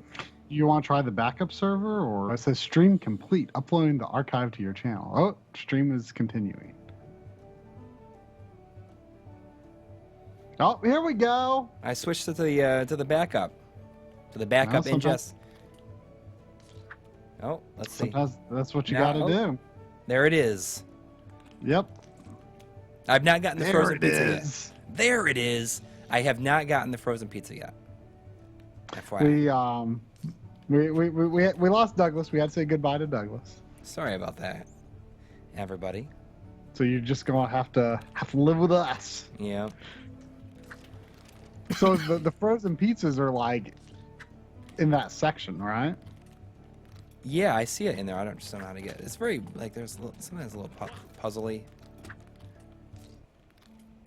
You know, I think it's amazing that this game is on the Vita. Like, I feel like, yeah, the this would areas be- are not that big. yeah, but like, I feel like the character himself has to be like very complex. Like the way that his limbs move and stuff. Like it. My imagination is that takes a lot of processing, but maybe not. Right. Is there a button you have to hit to like It's like out of grab order. the door? Not only that, but it's like I gotta Like get you up. like actually have to like crawl through the open freezers? I tried to. It just seems like it's like more difficult than it should be if that's the case. I choose Gervisons because I can't. Well, I mean, this game is supposed to be like difficult to play, right? Like that's like the point. Yeah, but it's like there's a line between it being difficult and not being able to like get someplace because it's your movement is supposed to be so difficult. Like stuff like this, like I know I got to get the orange soda from this thing up here. And I feel like I got to throw something up there. Those people that with those dots, is that like they're starting to be suspicious that you might Not be an be- octopus? Yeah. It's pretty funny. When it starts out, it's like his wedding day, and his best man comes in, and he's like, like his first thing, like you might think that he like people are thinking like that he Like knows, he just realized, but then he's like, "You're not ready yet." But I kind of used So, a, like- a shot from one of my favorite things I use, like a little edit. I don't know if people really caught it, but in the episode where I talk about the people that try and cancel their order if it doesn't sell out fast enough, and it cuts the Octodad. It's like, ooh, like he's like freaking out. But nobody really, I don't know if anybody really picked up on I never it. really thought about it. Like it's just kind of a way to like cover and edit in the soundbite and also show people that would cancel their orders like that. Did you ever did you ever watch Animaniacs? I'm familiar with it, but No. There's a segment on Animaniacs called Chicken Boo. And I've always assumed that this game might be somewhat inspired by it. Because there's just like this giant oversized chicken. He's not like he's not like, you know, he's not talking chicken or anything. He just goes "Bah!" and like, but he's like doing all of these like human like situations and mint craft. But he's always doing these like all these like human situations. Like sometimes he's like, you know, like has like some important job or something like that. And there's always like one person in the episode saying, he's a chicken. But no one else believes him. But there's one person in every episode who like actually knows that he's a chicken. And then at the very end of the episode, like they kind of figured out. Everyone else realizes he's a chicken. But up until that point, everyone is like, you're crazy. Yeah, I mean, I think that's the case with this because it always seems to be like there's like their neighbor or something like that is. Yeah, Blade Blur's got it. It's a chicken, I tell you, a giant chicken. There's let me look up the lyrics. There's a little ditty that goes with it.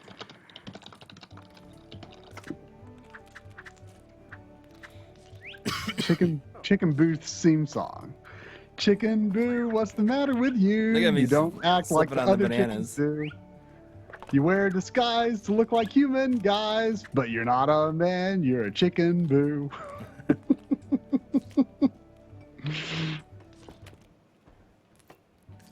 No, I feel like Animaniacs was like, it's like after like I was would probably be. Well, like Animaniacs and Pinky and the Brain for me, like I was like past the age where I was really watching any cartoons, but like those were like my like second wind of cartoon watching, like because they were like they were definitely kind of like universally like funny and like a way that I think, you know, anyone of any age could appreciate. Like at first, like I didn't think I would like it, but then you know, a friend of mine watched it and I started watching it. I'm like, okay, this is actually really funny. Like mainly Pinky and the Brain. That was my main thing in that era. But then, you know, I noticed the Animaniacs was actually pretty funny too, which is what Pinky and the Brain came from originally. Whoa. I don't know if that was what I was supposed to do, but you're climbing that tower right now. I'm trying on to my get street. trying to get up to the there's the orange soda that I need. Oh, The mango soda. Oh, there, I got it. Stretch. All right. oh yeah. Ryan Schmidt asks, anyone else notice Try in the new Gaming Historian? It's true. Yeah. I was there actually was supposed to be in it too, but my part got cut. 'Cause it was too long. He said it was getting too long. You know, a lot of people like asked, like, why was I speaking in this weird, unintelligible way? And the fact of the matter is that's what the guy that I was doing the voice for, that's what he sounds like. Like Norm asked me, the guy that I was voicing was a South Carolina senator, and Norm linked me to a video of him. And I looked up a few other videos.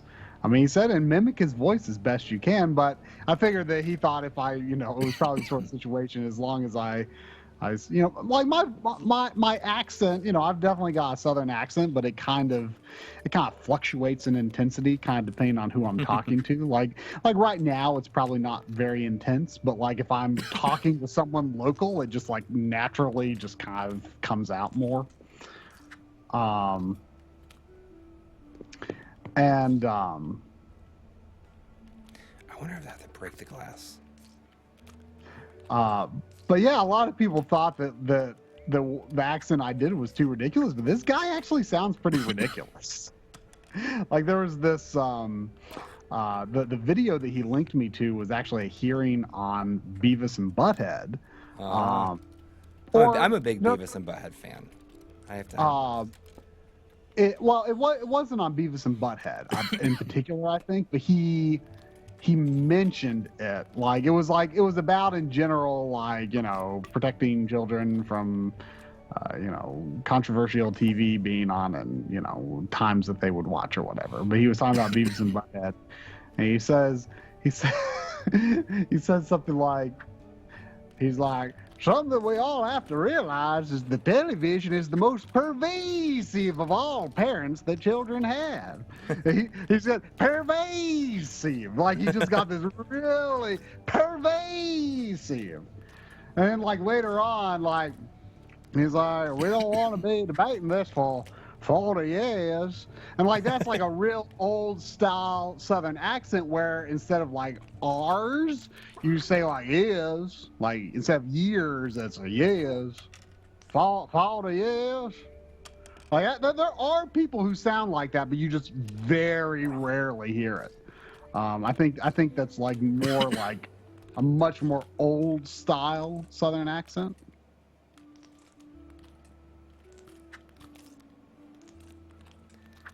Yeah. I mean, I'm not saying I nailed his voice, but it's in the ballpark.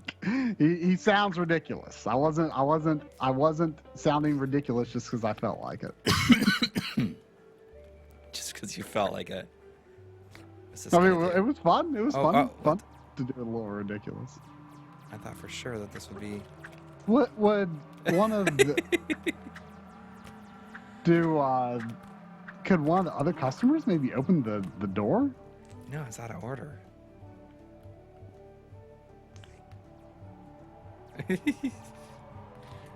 Like, it's literally like the stupidest game I've ever played, but in like the best possible way.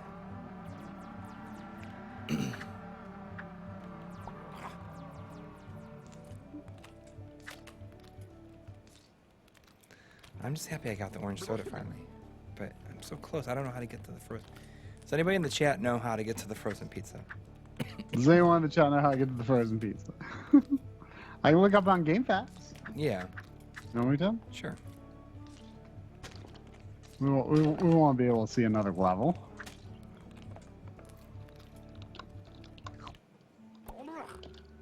The GameFAQs poll of the day is: what percentage of the games that you own have you beaten? Ah, it's pretty relevant to you. Oh, what's the difference between, like, is it just like the port? Like, there's Octodad, and then there's Octodad Dadliest Catch. Well, no, Dadliest Catch is the second game. This is actually, the first one was like a tech demo. This is like a sequel to it. It's actually the second game. But well, I mean, the premise must be the same. Like, he gets married and, right? I don't know. There's actually no GameFAQs on this. Like, it's all in the system, but there's no. Really? Yeah, there's no help. That's sad. And we're gonna have to do this the old-fashioned way. Yeah. Yeah.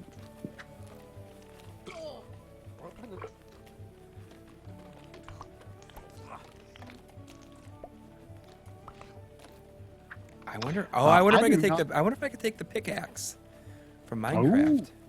It's a good idea.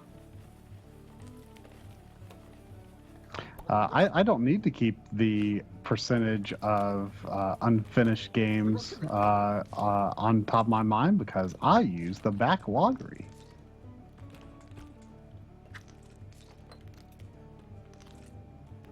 This has got to be the way to do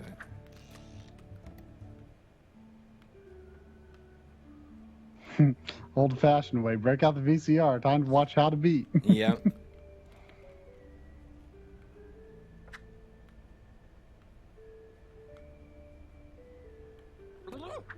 It doesn't work. So the beginning of the game must imply that that he he's been living this way for a long time. Yeah. Like as a human. Well, I think that he is not actually even trying to live as a human. He's not trying to be human. Well, I just think he's like ended up in this situation. He's just It's fallen into the human world, and it's like where he is now. Yeah. I feel like it wasn't But his like, intention. isn't he like scared though? That like, Well, he doesn't want is to there get any- caught. I mean, he's got a couple of kids Right. now. So he is aware.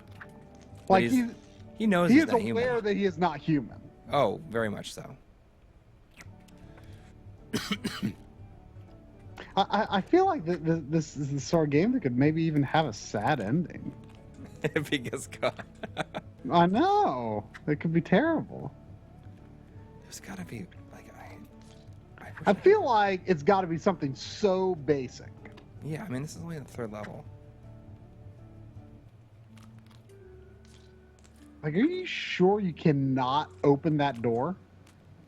Somebody's saying go in the freezer. I can go in here, but I can't go any further than this. You can't like navigate over to where the pizzas are.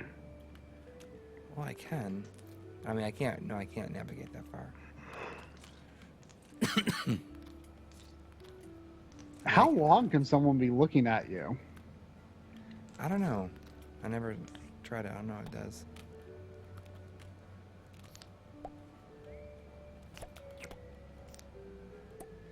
See, I can't get in there. I can't.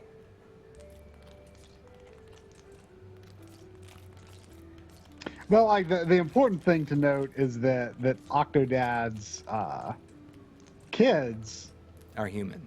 are human Yeah. and presumably not adopted. Can you bring some stuff into the freezer to make a staircase to get over that one? Maybe. Let's try it. Apparently Raven575 found a guy that says he needs to climb through the freezer. So you probably need to bring some stuff in there to like make a staircase or something. Oh, okay. Let's see what happens. That's my guess.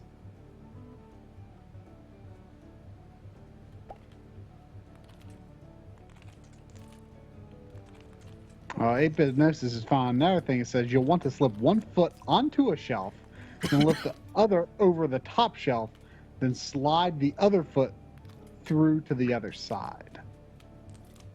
Wait, read that one more time. You'll want to slip one foot onto a shelf and lift the other over the top shelf, then slide the other foot through to the other side. Oh, here we go.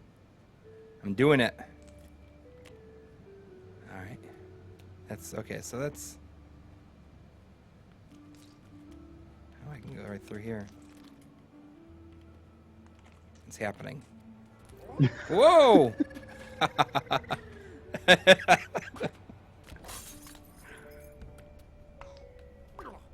Yeah.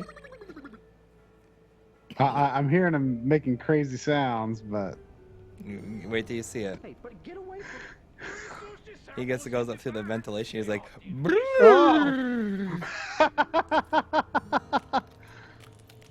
oh, you got it. you know, I'm getting a sushi sample. That on that video rental box, the background is like the bit trip I know. colors. That's what I thought. I will turn you into moderately priced sushi rolls.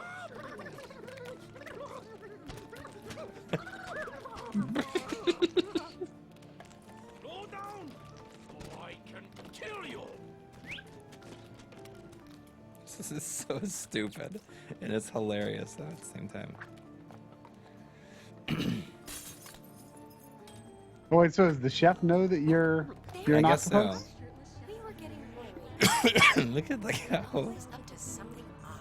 What were you doing back there? wrecked the place is. An answer would be appreciated. It's the funny thing is like he has this relationship with his wife and kids that he never speaks to. He's just like about everything.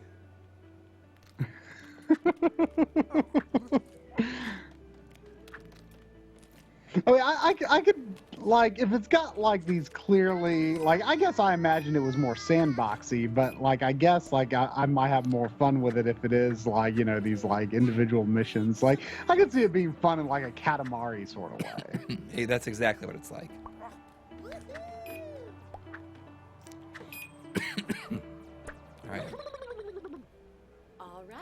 we've got our groceries. It's time to head to the aquarium. He really doesn't want to go to the aquarium. Well, that makes two of us. To the car, kids. I'm watching you check out all the stuff. Jugglefish. I want to climb something condemned. Honey, it's really simple. You can come to the aquarium with your family, or you can walk home alone. Come on, Dad. What are you waiting for?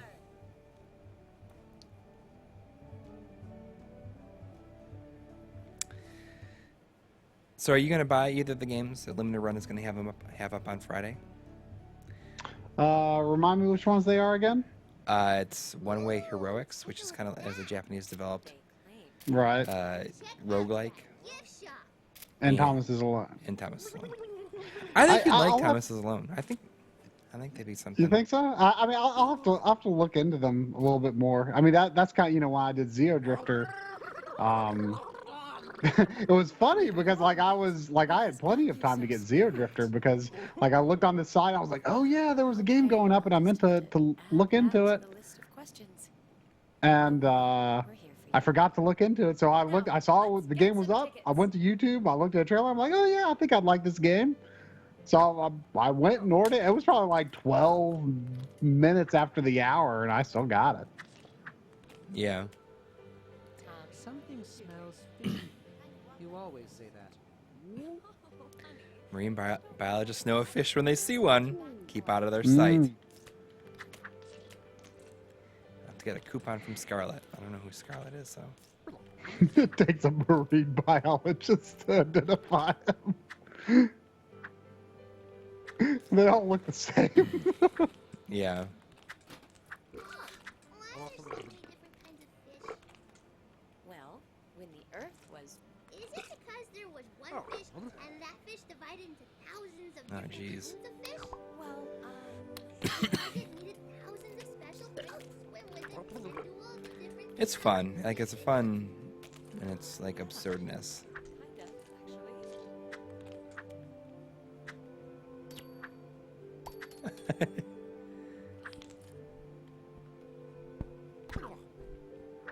I like when you throw things and he's like, "Brr." He's really trying to throw it. And go into the bathroom. Oh, when am I gonna learn not to trust free sushi? So yeah, if people in the chat they like the format of this, was it what you expected it was going to be when we talked about how we went to visit Limited Run? Oh yeah. If the documentary was like what people imagined. Yeah. Because you said that you were very surprised with the way that I wrote it. Well, I was because I didn't really have a lot of vision for what the direction was going to be of the video, and what impressed me was you managed to talk about their games and their releases in order, while at the same time using each game to highlight a different part of their story. So it was always it continued to be about their story, but That sounds fun, it just you made it work really well, and I wasn't really sure what direction it was going to take, but that's it's all part of it. Yeah. The newspaper thinks Um, about the big blue shark. I think Ouch! the The newspaper thinks um, about the big blue I think the thing that might have surprised a lot of people was how the style was totally different. It was a very intentional decision Yeah. well before we even shot it, that it was going to not be in the style of our normal episodes. We were going to have different graphics. It was going to have its own open. We still got. It's kind of like a a more, it's a more full version of the My Life in Gaming theme that Matt McCheskey wrote, and Matt gave Coury a good bit more music that he was allowed to use. I think that was for the one of my episode. favorite parts about the whole episode is being able to use so much original music for it. Yeah, it really kind of made it almost like Matt did a unique score for it. Yeah, but this is just all stuff. If you're a patron, I did a interview with Matt And that was Yep. like when he gave me all these different songs. Was when I was just visiting him. Yeah. He's like, oh, you can do whatever you want with them, you know. But he gave me. Mhm. I mean, there's several that I didn't even use, because I just didn't have a spot for them. Yeah, but don't call that new intro, because that's, we might bring that back for, these special sorts of episodes, but we just wanted it to be a little different, have a little bit of a different feel.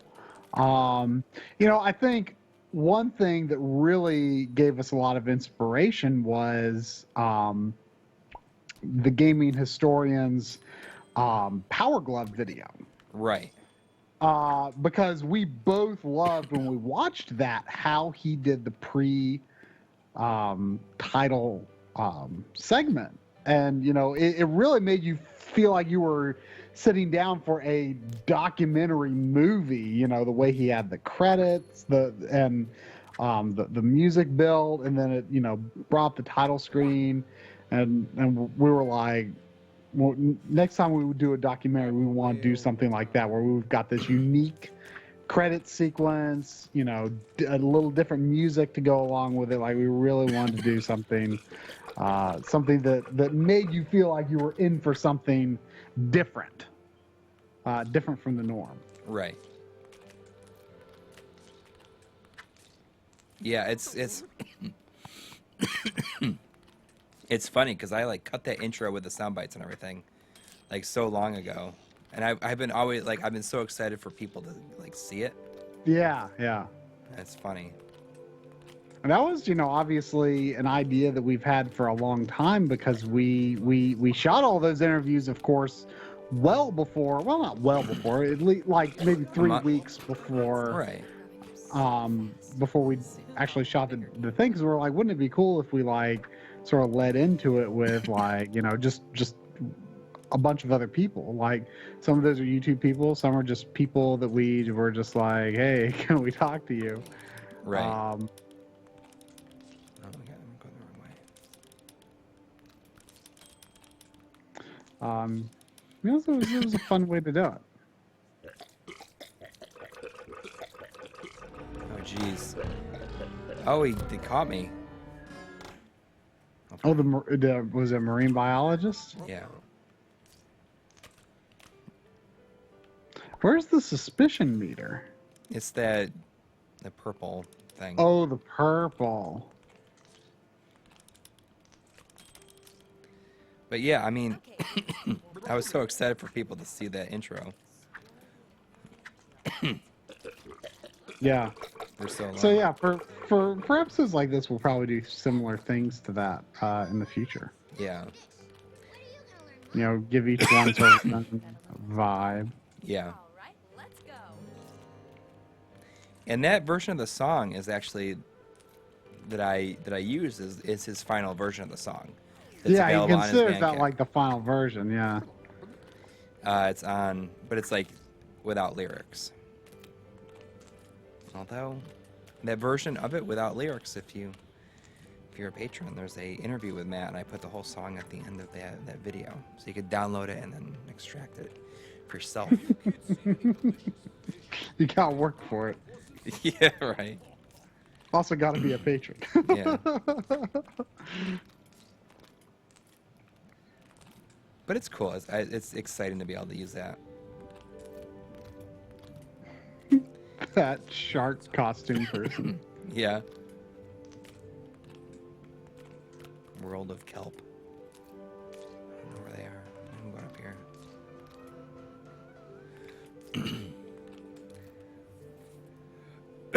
here. There's a version with lyrics available on his Bandcamp. It's that version of the song, but it has words to it. It's it's a full song that he has.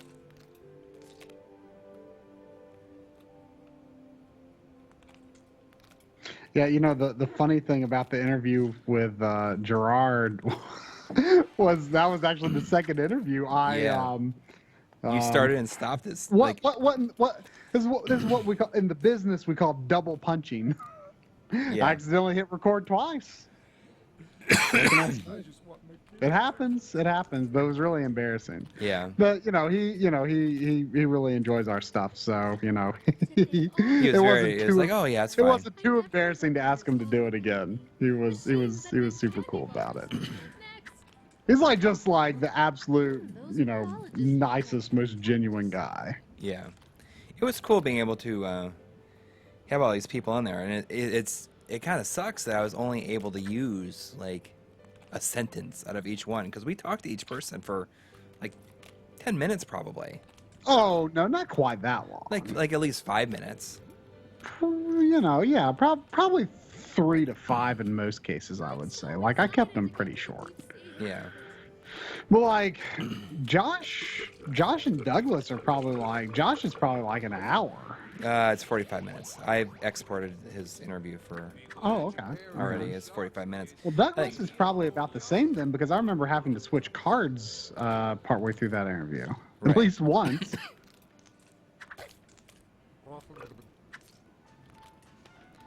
Oh, am I going out here? I guess so.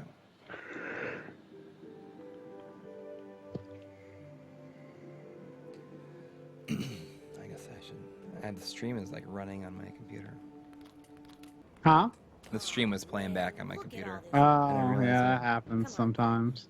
The theme song does have a name. It's actually called Principal. The world of kelp. I don't really know. A PLE, not a PAL. Grab that big globe and I'll get the quiz going. What? Principal. Yeah. Did your kid just say, "Oh man, look at all this learning"? Maybe. I missed it. I forgot. Learning can be awesome. Sports educational day. Play the globe game. Mario sisters, they're green. Go, How Dad, much? go.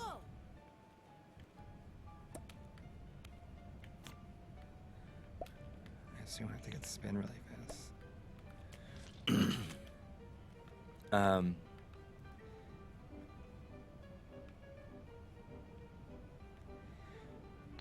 But yeah, you should, if you haven't checked out his Bandcamp, it's linked on the on our channel information stuff. Lunia, red. Uh, Freedom, Dad. he has a whole other like EP available, and it's all like name your price. You know, we should have him on stream with us sometime. Yeah. He's a big XCOM fan. Oh yeah, I remember he said he like had put like a ton of time into XCOM and like Fallout 4. Well, like, didn't you say he no, had, like, that's his older brother Justin, who Oh, I like grew up with. okay. Matt's younger than you, right? I think that Matt might be the same age as you. Oh, okay. actually. Which is funny to think about. Something that was interesting in that interview was like he was talking about like the difference between like analog synthesizers and digital synthesizers, and that's just something that I'd never really thought about. Like, Yeah, but I mean, it's very similar Like, to would- like what we talk about. yeah, I mean, would something like the Genesis sound chip, would that be like analog? No, I don't think so. Because I mean, like, it's never emulated correctly. You know? Laminaria is yellow. Hurry, hit all three. Dad, spin the earth as hard as you can. And there's even differences in how it works between systems, so that's kind of why I was wondering. Like, I can't really totally figure out like what That sisters is purple. the actual applicable difference would be. I don't know. I mean, it's But probably it's the same, interesting. similar as videos. You probably have like you can do a little bit more like random stuff with it, Of kelp. Yeah, you can manipulate it in it ways. more. Yeah. Yeah. Okay, so it looks like Raven 575 just posted a link, and it didn't. Maybe mods can post links. Yeah, I think they can. That's cool. Dad, you gotta But we should have him on sometime. That was great. Kelp release male and female spores to reproduce. Get a male. So and you want to female talk about your spore next in episode? DHC floor You're kind of working slug. on. It's just like it's an easy episode. What are the Yeah, an easy episode. Do you think I should say what it is? Yeah, we used to kind of like keep it all secret, but now we kind of like just tend to talk about it. You think I should? Yeah. Okay, I'm working on a. I just noticed after 11. I'm working on a episode about Sunsoft on the N64, which is two that games. N64 is so hot right now. Only two games, both from the same series. What is this button? Though they did not develop it. But still, you know, I'm going to I think I'm going to position it as a Sunsoft on the N64 thing, just because I think it's fun to think of it that way. But it's Chameleon Twist 1 and 2, and that should be the next episode on the channel. I need, you know, an easy episode because my last two were Framemeister Alternatives and AVS, both of which were, you know, pretty intense, especially the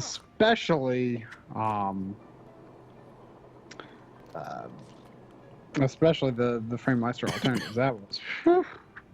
Yeah. But, You're still reeling from it. yeah, I'm feeling a lot better now. Yeah, I just need an easy episode.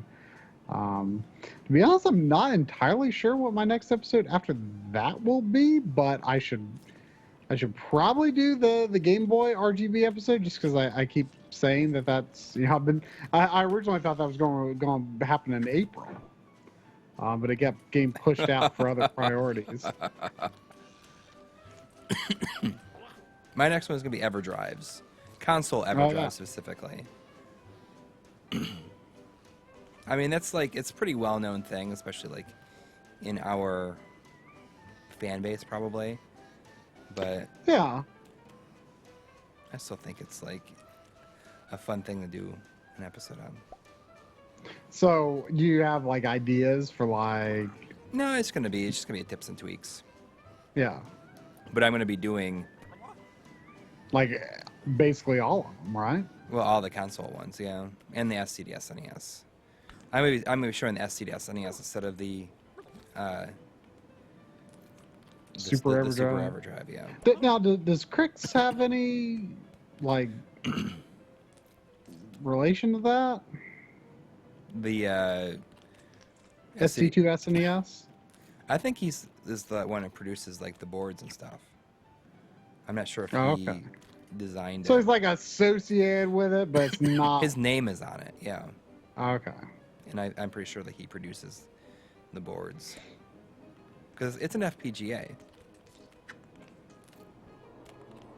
don't know where I'm supposed to be going here. Uh-oh. Combine spores of each color. How do I combine them, I wonder?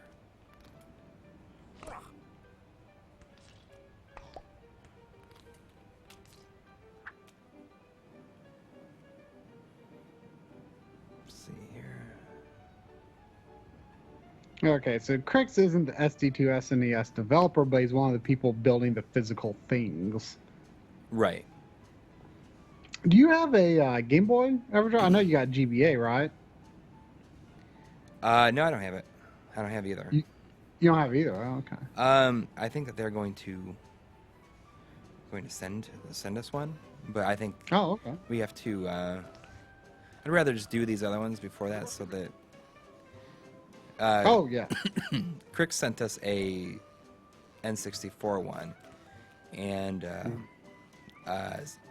Stone Age Gamer sent us a SCD SNES. Man, I hope this cold doesn't get any worse. This cough is. You have like lost your voice so many times this year. I know. I'm so happy it's almost fall though. So you had a little preemptive Halloween movie marathon the other day. You watched some scary movies? I mean, Because October is the best month. not really a lot yet. Me and Drum from the Backloggery, though, we have a tradition of watching a lot of horror movies in October, and like our big thing that we're excited about this year is that Phantasm 5 is finally coming out, and we're going to it's going like it's coming to it's going to be in some theaters, but it's like mainly coming to streaming, and I think it comes out like October 4th or 7th or something. So we're going to get together on like a Saturday. We're going to watch the whole Phantasm 1 through 5 in one day. It's gonna be great. Phantasm is a weird series. People probably mostly recognize it from the silver, the flying silver ball. Yeah, and the tall man is the villain. It's which he just died like it might have even been this year, but they had finished filming the 5th one.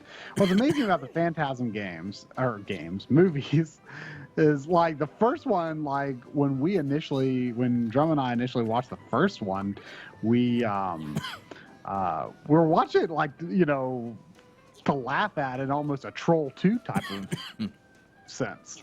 Right. Because it seems completely nonsense. But then we learned that there's like this big fan base for it. Then they like actually like consider it like a really legit movie. And I'm like, what? But we watched the other 3.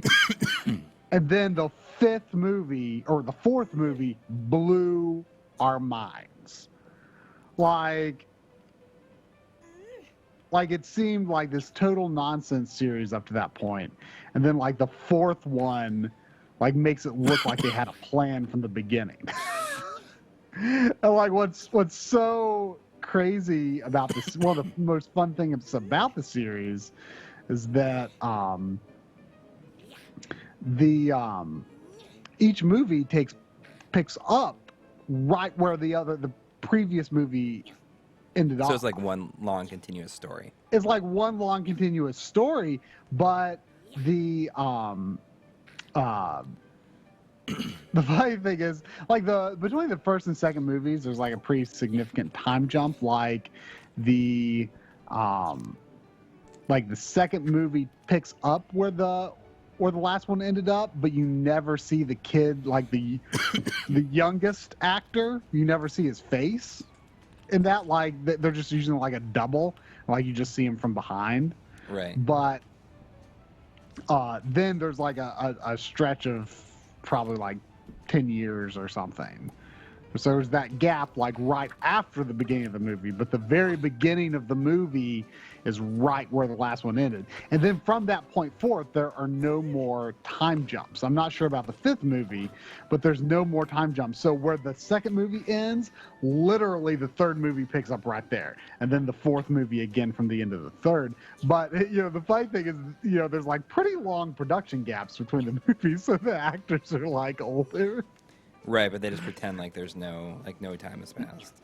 Yeah, it's awesome. I love it. I know it's way after 11. I just want to finish this last thing. I want this thing to come up so I can get a save game. I'm so close. Yeah, it looks like there it. It goes.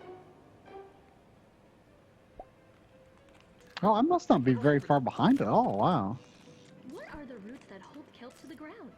Tilt the slider to find out. Yeah, tilt the slider. Oh man, this is just like that episode of Soldner-X Johnson where he's trapped on an ice cream Oh, I truck see. and learn how to figure skate. Let's do it.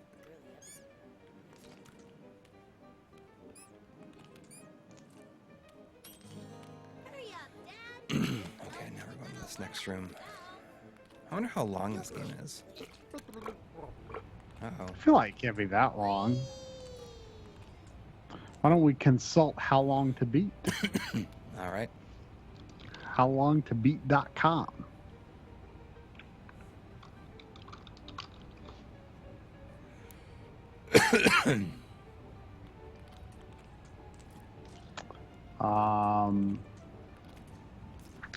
It's looking like 15. 3+ hours according to pretty this, long. but you know, I'm sure it could vary wildly in a game like this, depending on how well you figure out the individual challenges. Right. Man. I'm like really tired. This episode like really took a lot out of me. I know what it's like. I know what it's like. Hang on, I'm just going to full screen. I mean, I can't even. I have no idea like how I made it by this weekend. Well, you have a habit of doing that. Yeah, that's And true. I've never. I don't think I've ever said, oh, I don't know, it's going to be tough to get out this weekend, and actually got it out. It's always like the You have a habit of like it seems like it's so far away, and then all of a sudden you just like pull the rest together in no time. Yeah. That never happens to me. Like I'm I guess much worse at estimating it. But yeah, it was pretty tough. I mean, I'm sorry it ended up taking, like 2 months, but I guess, when you think about it, that we wanted it to be good. Like it was really Right. important that this was good. yeah. And we wanted it to be like a showpiece that we can use to pitch to Yeah. other developers or whatever. I mean, can you imagine if we were doing like a couple of these a year, how awesome it would be? Like Yeah. getting to travel places and do stuff. Yeah, I mean that's why that new Patreon goal is so exciting. Right. I mean, in all honesty, it probably really is a good ways off, but I mean, it's a good goal to put out there because we really do want to do this kind of stuff. We who was it? What's his name? Danny O'Dwyer or something like that? Right, from GameSpot, who just recently, he left GameSpot to launch his own, to do something very, like he was doing stuff. To do documentaries, but he launched a Patreon and got like $10,000 in a day, because he has a huge fan base for working Right. for a site that gets. So, but I mean, hundreds I of guess my thousands of point. hits a day. My point is there is a demand out there for this kind of Yeah. documentary work on games, and he would probably focus more on like new stuff. And not that we wouldn't maybe do some new stuff, but Right. I think we would generally be looking at different things. And not that, and of course, limited run games is new, but I think there's a retro spirit about Yeah. it. I tweeted And the no video one- to him to see if he would watch it. I mean, I wonder if he would watch it. If anybody has any No. connections to him, try and get him to watch it. But no, I see what you did there, Blade Blur. I was gonna say, yeah. Kind of funny. Yeah. But yeah, there's definitely a demand for it, and there's like so many people. Like it would be so cool, like to do, like retro stuff in this style. Yeah. I mean, I've definitely got ideas. We know we both have ideas for things we'd like to do, and it would be so awesome to have that flexibility to do things that's like, let's interview a bunch of people in LA or whatever. I mean, it would be expensive to get out there and do that, and the money we would make on YouTube alone would probably never make up the cost for any given episode that it would take for us to travel out that far. So that's Right. where Patreon helps a lot to make that possible, because it would just be a prohibitive expense otherwise. But I'd love to be able to do more of that. So and we will regardless. It's just that how many, how often, and Right. Because I mean, you did. where they are will be limited. Right. Ugh, jeez. You did Mist, Rand Miller, like almost exactly. What was last July? You probably met with him, even though that episode came out earlier than. There wasn't as big of a gap between shooting it and releasing it. And that one was less of a documentary, but I still think they fall under the same umbrella. Oh yeah, I mean, like kind of my dream project would fall under more that umbrella. You know, I think it'd be awesome to sit down with a developer, because a lot of times developers only would rather talk about like their new game that they're working on. But I think it's awesome to kind of go through like all their old games, like everything that they've done. You know, right. That's the trickiest thing, especially if a developer is like kind of, you know, still behind like the red tape of a big company. Right. Like you're going to have to go through the PR department, and they're going to be like, well, I don't care. Why do we care about talking to these people if they're not going to be talking about our new stuff? And you know, when I approached Cyan about Rand Miller, I said, you know, I want to talk to him about Mist and Riven and all, but also, you know, I want to talk about Abduction too. Obviously, we didn't talk about Abduction a ton, but it definitely factored in. But it is fun, you know, like we're never going to get Nintendo to let us talk to Shigeru Miyamoto, regardless of how. I mean, maybe one day if we got huge, we could talk to Shigeru Miyamoto, but their PR people aren't going to let us like. And not only that, but I mean, they aren't going to let us. I don't think anybody wants to hear us talk to Miyamoto, anyways. Yeah, I mean, well, but here's the thing: if I had the opportunity, I wouldn't say no. You know, you'd be crazy to say no. You're right. I mean, we would do it. But it's not something we would actively pursue. But I'm just making a point. Like, you know, I'm just using Miyamoto as a generic example. Right. Nintendo's PR people are not, like, they might allow us to ask like 2 questions about something old, but mostly they're going to want us to talk about what's new and now and coming, you know? Right. And I you know, the same, you know, probably applies to a lot of the big companies, but I think a lot of the people who did things that we would realistically have access to, a lot of those people are not necessarily at those companies anymore. So right, you know, it's not necessarily impossible. Yeah, we both have a number of people that like are kind of a dream, or things that we've like thrown around, like, oh, it'd be cool to talk to this person. Yeah, but I mean, honestly, like the 3 that we've done so far, you know, interview type videos, you know, we've done HD Retrovision, we've done Rand Miller, and we've done Limited Run, and all of those. I just asked. Yeah. I just asked, and they were all. Well, I'm going to like, right away. I'm going to use just sent an email, and it happened. I'm going to use this to pitch. I think maybe this week. Oh. I mean, why not, week? Right?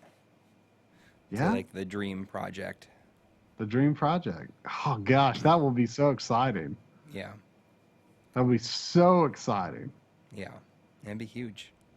It'd be huge. Yeah, man. Wow. That'd be something. Yeah. We're not going to put it out there. Not yet. No. Well, we'll see what happens. Anyways, is that going to do it for us for this week? That'll do. Thanks for watching tonight, and thanks for checking out the doc. Yeah. It's good to have it out there. It is, you know, it's that lull. Like, I mean, right after like getting an episode out, it's like it's literally like one of the best things, one of the best feelings you have. Yesterday, my wife and I celebrated our eighth wedding anniversary. The actual day of the wedding anniversary is Tuesday.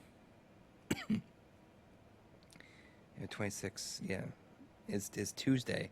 So her parents came down and we went out last night, and we just can't drink anymore. my wife was I don't know, like she had 4 drinks and like was throwing up. She threw up. I don't know. This was actually the first episode that my wife got a special thanks in the credits. Oh yeah, because you thought, Because I left so many times in July that I felt like yeah, really bad, you know. because you went to too many games and Well, it's too many games, you. but going to visit you and then, you came back with another PVM. yeah. But you know, it's just funny. Right, 26th is Monday, but anniversary is the 27th. Actually, I think it's the 28th. I don't know which one it is. I keep on getting mixed up in my head. My son was sick. I got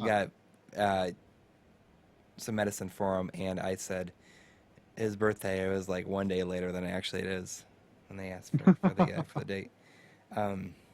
But all right, that's gonna do it. All right, good night, everyone. See you next Sunday. Yep. I don't know what we're gonna be playing, but We'll figure it out. yeah, I think it'll be something cool. Good night, everybody.